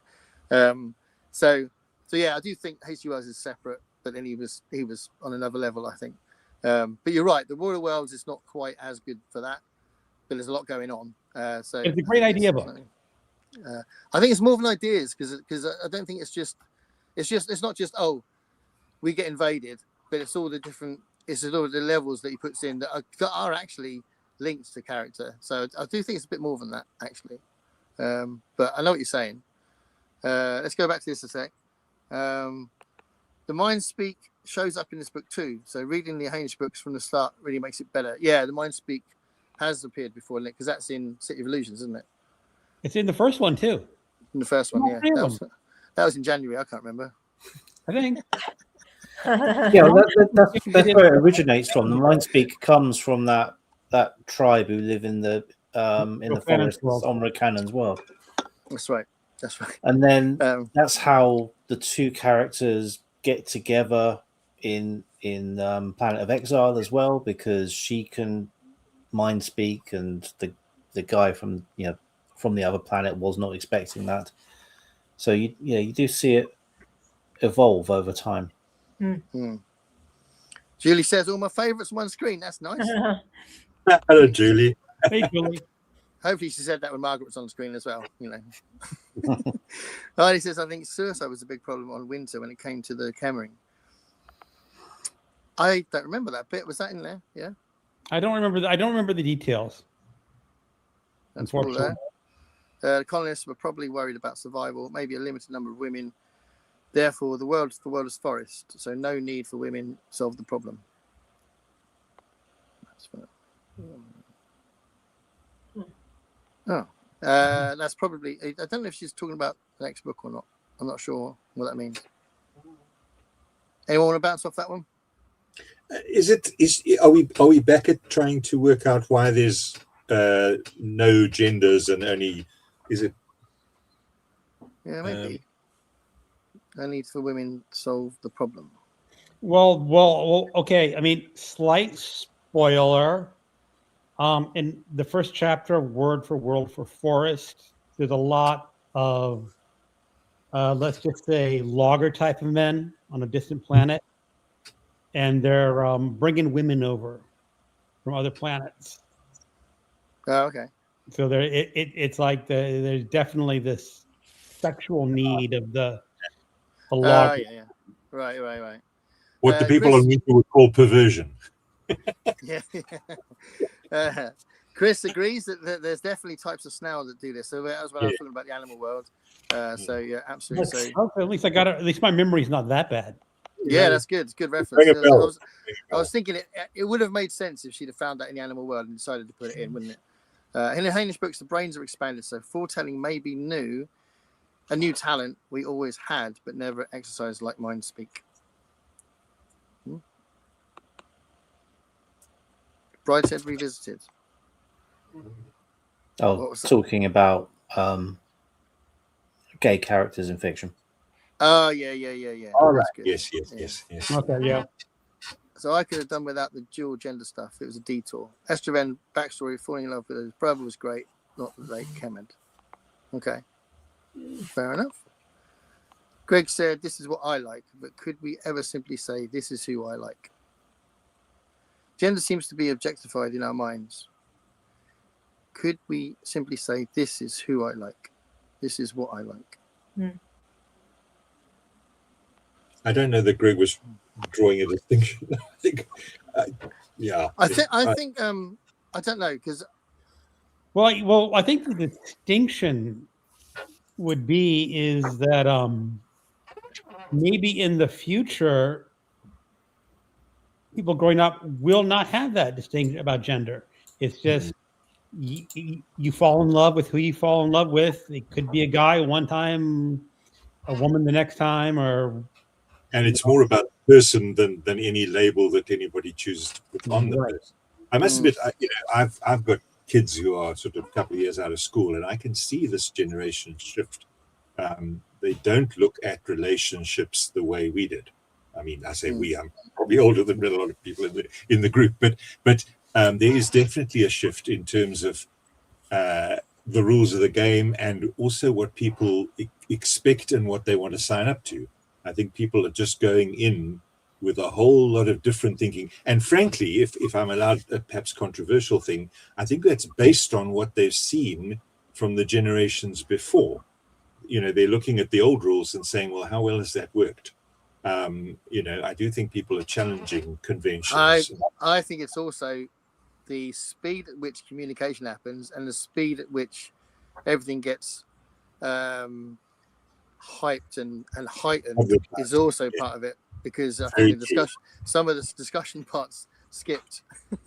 So I think there's a little bit of an extreme reaction sometimes, but again, that's a whole complicated thing that we could take hours trying to dissect. Folk was super memorable. City of Illusions, 5 stars. Yeah. Folk was memorable, but I think we were surprised at how characterized he was, weren't we, when we talked about it before? Right. So there is that sense that he's got better, that she's got better. For us, was a step back for me from Illusions. Cartoonish mustache villain. Okay. Well, just just bouncing off that, The Word for World was Forest was my first Ursula K. Le Guin book, and I absolutely loved it and wanted to read more. And then read 4 books in the space of about 3 4 weeks after that. Just like kept finding another one, getting behind another one, kept reading. So it was my springboard. The Carpet Makers is from '95. No deep characters, but the greatest plot and ideas, like Childhood's End. Yeah, Childhood's End is a fantastic book. Has characters in it, but I think it's the ideas that go it's more than that. it's So I don't idea. know It's not character. They're pretty yeah, soft. so But again, still a great book. yeah, I think Arthur C. Clarke manages to do it in a way that's not really obvious, or it's not really painful to read. It's the ones that can't even write an interesting sentence as well, isn't it? There's a lot of them. Forest is my least favourite Le Guin. Oh, this is all getting interesting, but I've only read it once. I only read it once as well, but yeah, it's cool. I think also Ursula K. Le Guin is Aaron's favourite author, right? Confirm this if this is true, Aaron. Yeah, I think I've heard that. Yeah, yeah. I think you're right. It wasn't about Greg. It provoked my question. Yeah, no, that's fair enough. Well, I was just trying to work out what you were saying. Fair Sorry enough. if I looked like Good. I was reading it wrong. Aaron says, I only realised when you lot started this that I've not read City of Illusions. I don't know how I missed it. Yeah, it's a good one. It's a good one. And then once you've read it, have a look at our live stream about it. I drop everything and read. Go. So Austin and Trollope are my favourites. Yeah. That's a complicated gender right there. Yeah. There you go. There you go. Yeah, it's an interesting 3, isn't it? Yeah, I mentioned Not I was Zachary, doing the Tune on the Range thing, and I mentioned that Richard Matheson was my second favourite author. But I had to think about it because that's a very big thing to say in it, to actually give a number to it. But Le Guin's up there. I would have thought Aaron might put Zachary in there because he was a big 5, fan. I think, or top 6. And Constance says, I love Greg. We all I love love Greg. you, Constance. You're great. Yeah. My headphones are going a bit. So does the first, I'm going to ask a question to Mike, and I'm going to ask everyone else one of the questions. I'm going to give you, Mike, 2 questions. First question, does this change your view of science fiction? Okay. And 2, what do you think the book's main message is? What do you think the whole overall point might have been? I'll ask that second question to everyone. Let me start with question 2, perhaps, because I think it might be, first of all, the message of the book is complex. I don't think it didn't occur to me that there's a sort of slogan answer to that question. I do find that my feeling about it as I reflect is that it's about a lot of the constructs that society has created, whether you're talking gender or politics or any of the aspects of this world, are created and are not necessarily paying their way, if I can use that phrase. They may be creating more difficulty. A lot of them are simply imposed and man-made or person-made, let's say, and that they're not in themselves justified, and that ultimately the only things that matter and are relevant are the human interactions, and that the human interactions happen against a backdrop of all this construct, and some people are better than others at finding their way through. I'm sorry if this is sounding complex, but this is sort of the takeaway I had, and it resonates with me on a lot of levels. I mean, living in South Africa, what I've said about book genres and what you've said about genders applies equally to categorizations of race. You know what I mean? A lot of the labels that society creates are simply, I mean, one can go on and on. In my honest view, and this is controversial, it's the same thing with national boundaries. I mean, national boundaries are just an accident of history. And the only way to deal with that is to step back and say we're all citizens of the planet. Well, I suppose with science fiction, maybe I should say planets. But that's silly. So to me, as it's so often the underlying message of literature, is that it's about humanity. It's about the ability of people to find each other, often despite the environment that they're in. Maybe I'll stop there because one can go on and on.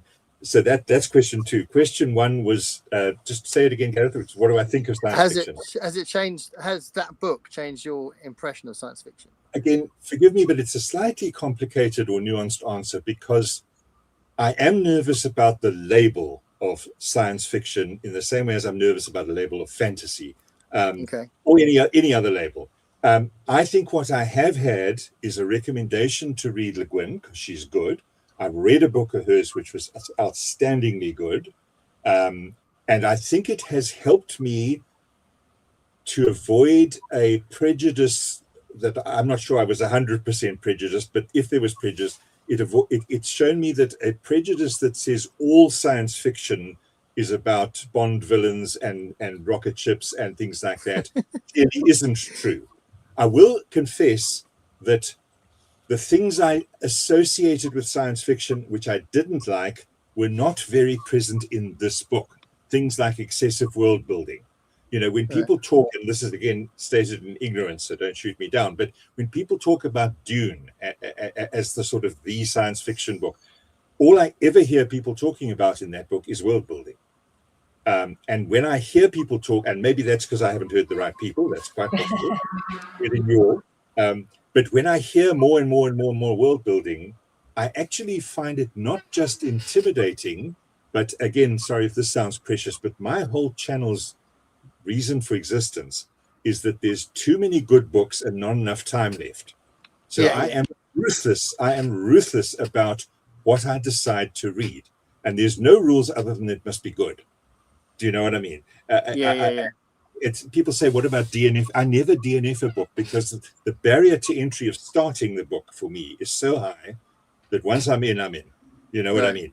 And this book passed the test 100%. So if you say to me all science fiction is as good as this book, then I'm sold. But I don't think you are saying that to me. No. I know you're not. I've said a very So I'm not an evangelist for science fiction. I haven't gone that far, but I have been very pleasantly surprised. I sort of had a feeling, because people don't get these reputations for nothing, but it has absolutely endorsed all my hopes as to what a good book from the genre of science fiction can be. In the same way that I've learned a lot tonight about Asimov, not all positive.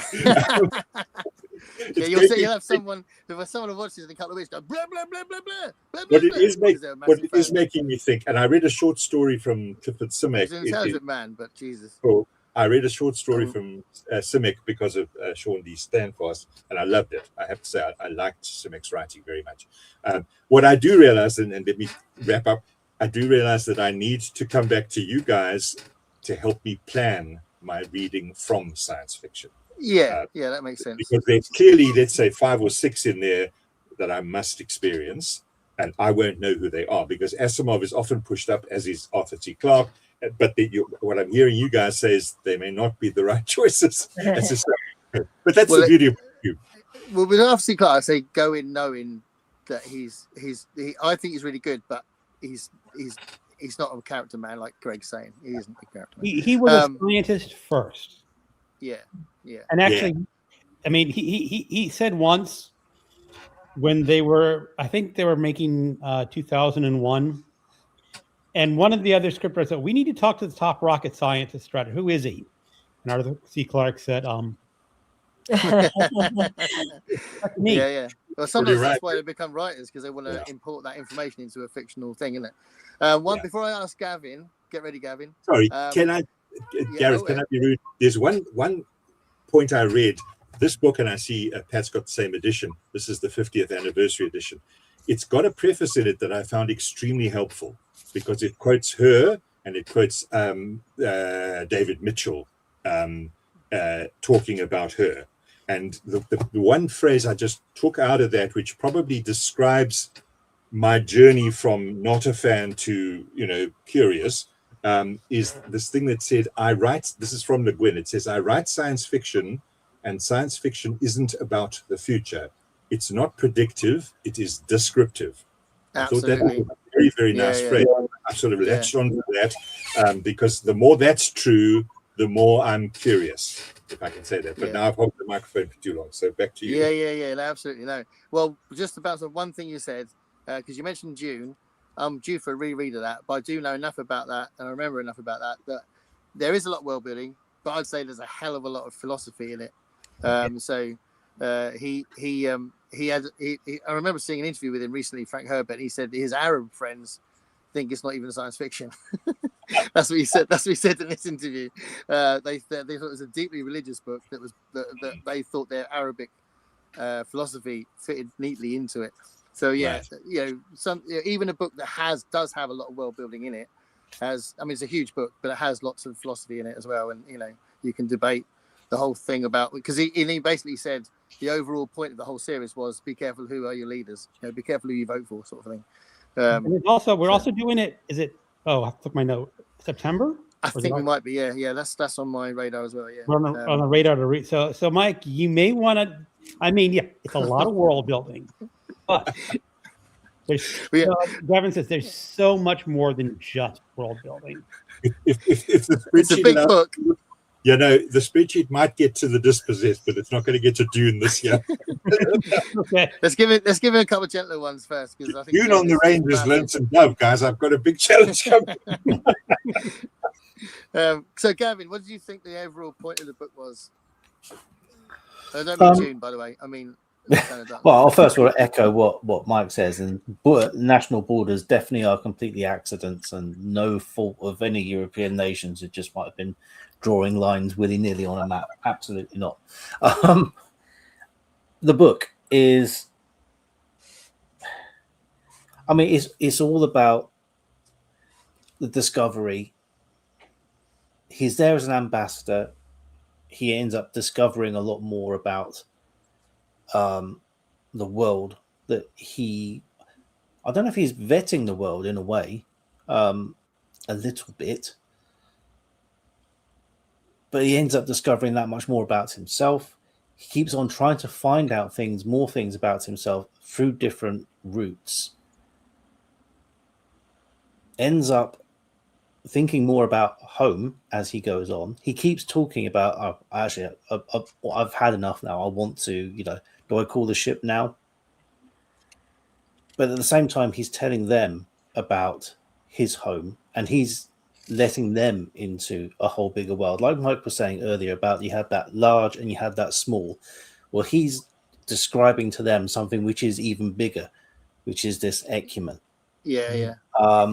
So it just, all of a sudden that story just takes on a whole different, grander scale. And also, he's there. He's not really ever going to go back. He keeps talking about going back, but everyone he knows is dead. Mm. And pretty much, the people he's close to on the planet are, but are dead as well. Right. He's trying to build something, and he pretty much loses the lot. Home and his mission. Yeah. Well, he does. Don't want to do too many spoilers, but that's not exactly true. But he has to suffer for it. Yeah. Okay. Doesn't lose the mission, but it is not the success that he wanted. Mm-hmm. It certainly doesn't go the way that he wants. Yeah. But you think it would be a much more boring journey for that main character had it gone the way he intended to.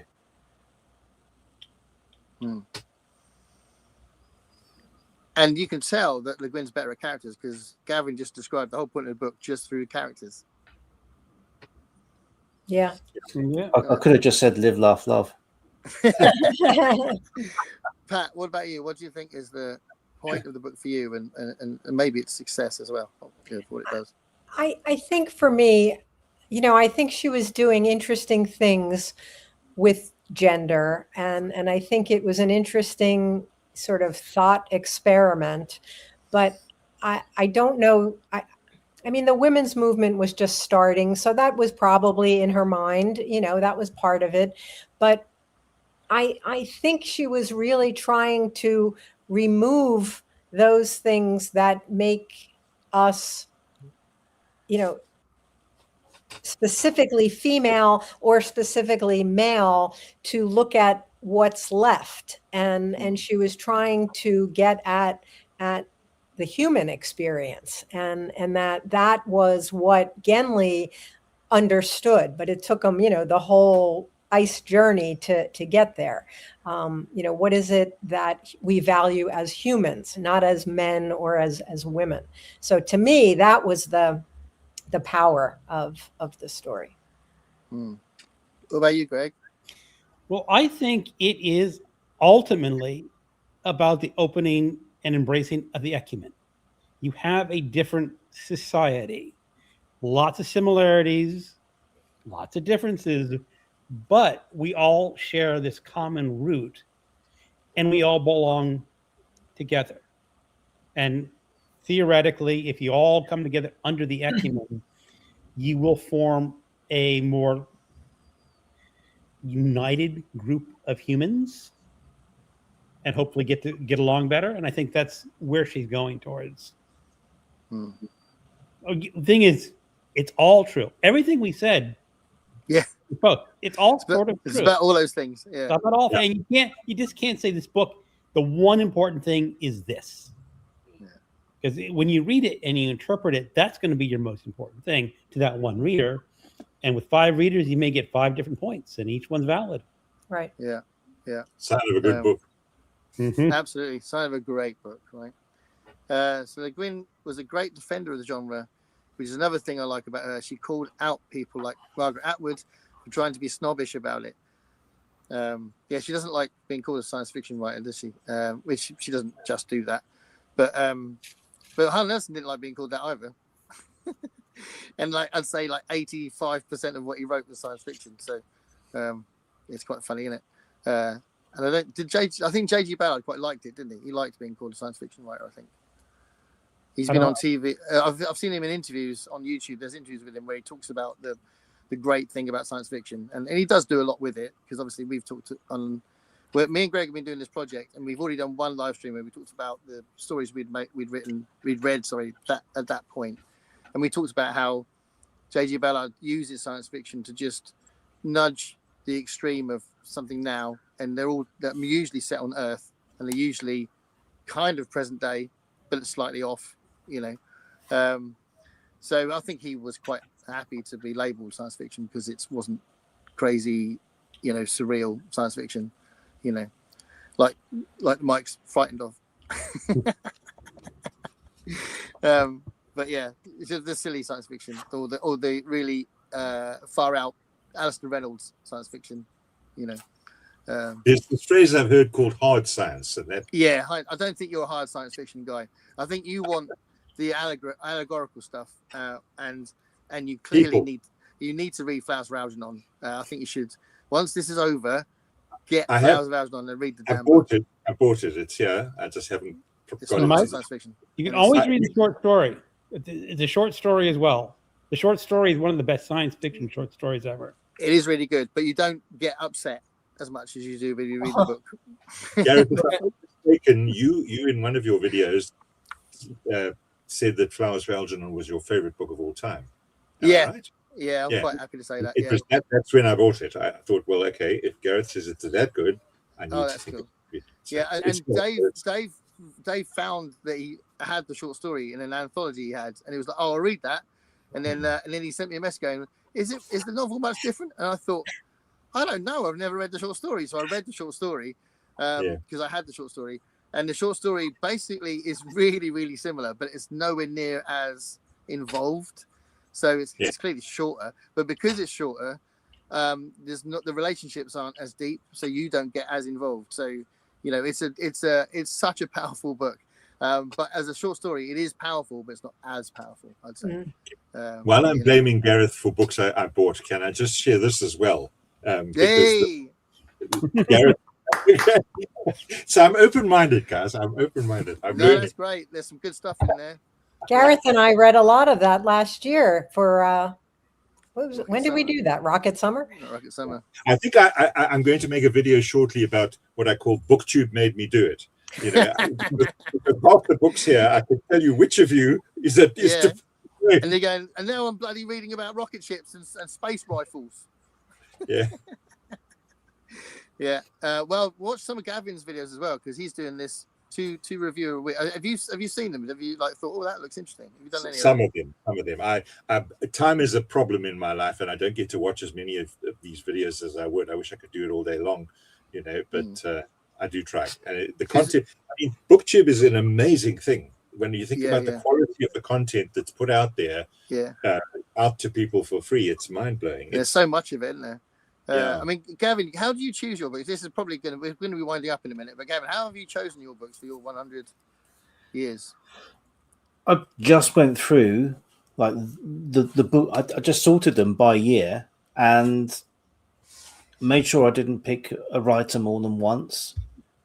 Made sure I didn't. You didn't just do that. Made sure I was making sure that I wasn't picking just the same books that everyone would read. I wanted a bit of a mix. Right. So I mean, I've got Out of the Silent Planet. I've got Brave New World. I've got the more famous works in there. Hyperion's going to be in there as well. But I wanted to pick some stuff that I hadn't read before, or something by a writer that I had read before, but a book I hadn't. So I want to learn myself a bit. I didn't want to go in to say, right, I want to say this about science fiction, and therefore select the book accordingly. I want to be led by what I'm finding out. Have you read anything you didn't like?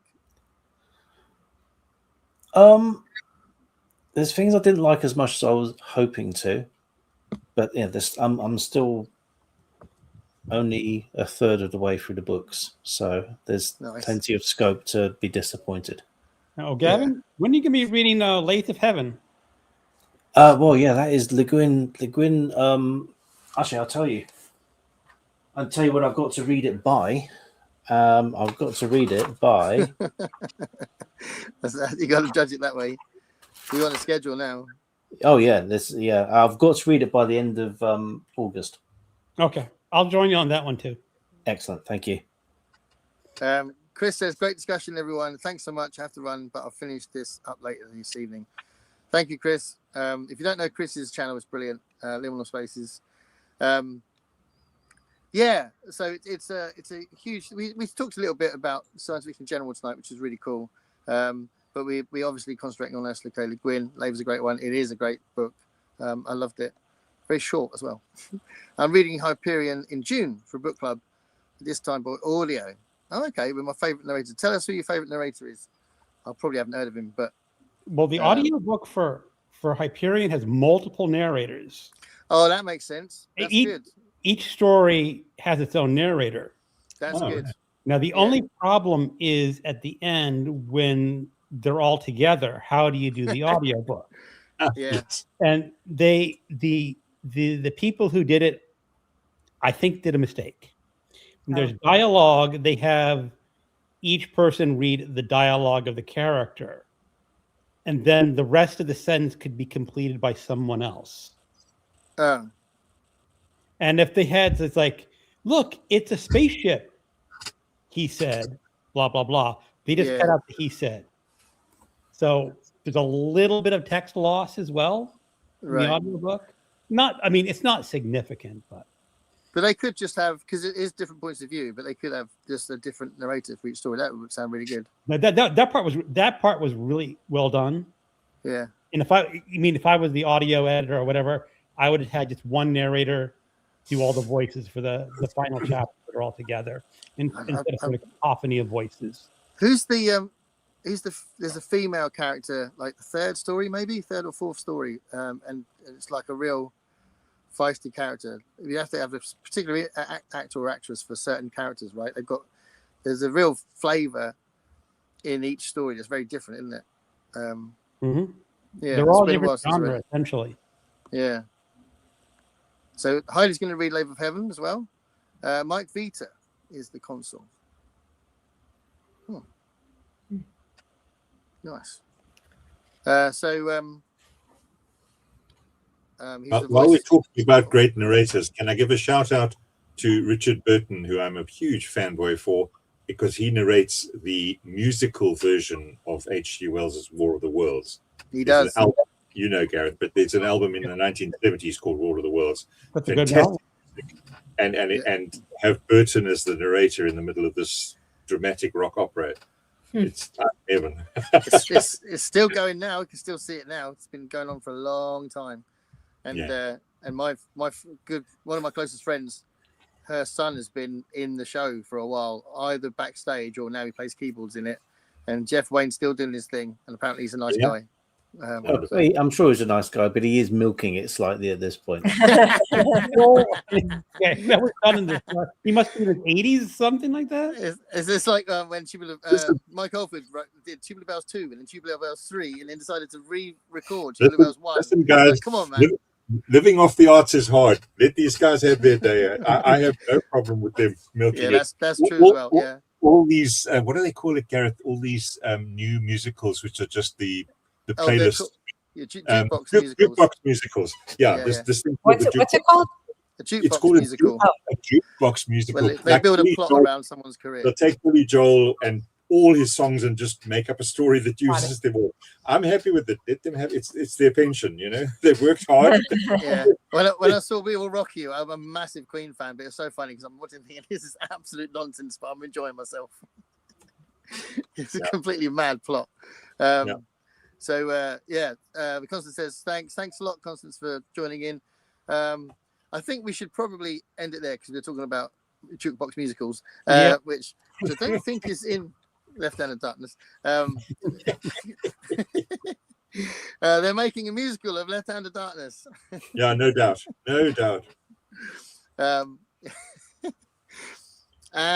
So thank you everyone for joining in on the chat. Thanks anyone that might be watching this in the future and makes a lovely comment. That'd be great. Please do. But thank you to my colleagues tonight. We are a section of the Voxer chat about Ursula K. Le Guin. It's a really lovely project we're doing. And as Greg said earlier, we're now reading The Word for Wildest Forest, which we'll probably talk about in a chat on its own, but maybe not. I don't know. The one after that is Dispossessed. So whether or not we do them both at the same time. The Dispossessed need its own. Yeah, I think Word for World needs its own. That's the one I've never read any of the later Le Guin, so that's all new to me. What's that? Sorry, Mike. I'd like to sneak back in for the Dispossessed if I can. We'll see what happens. But no, it's been lovely having you. So thank you so much, guys. I do appreciate being stuck in. I don't take it for granted. I'm really grateful. I don't take you for granted either, Mike. Aw. And you're right. BookTube is a lovely place, and these guys are awesome. So thanks a lot, everybody, for watching.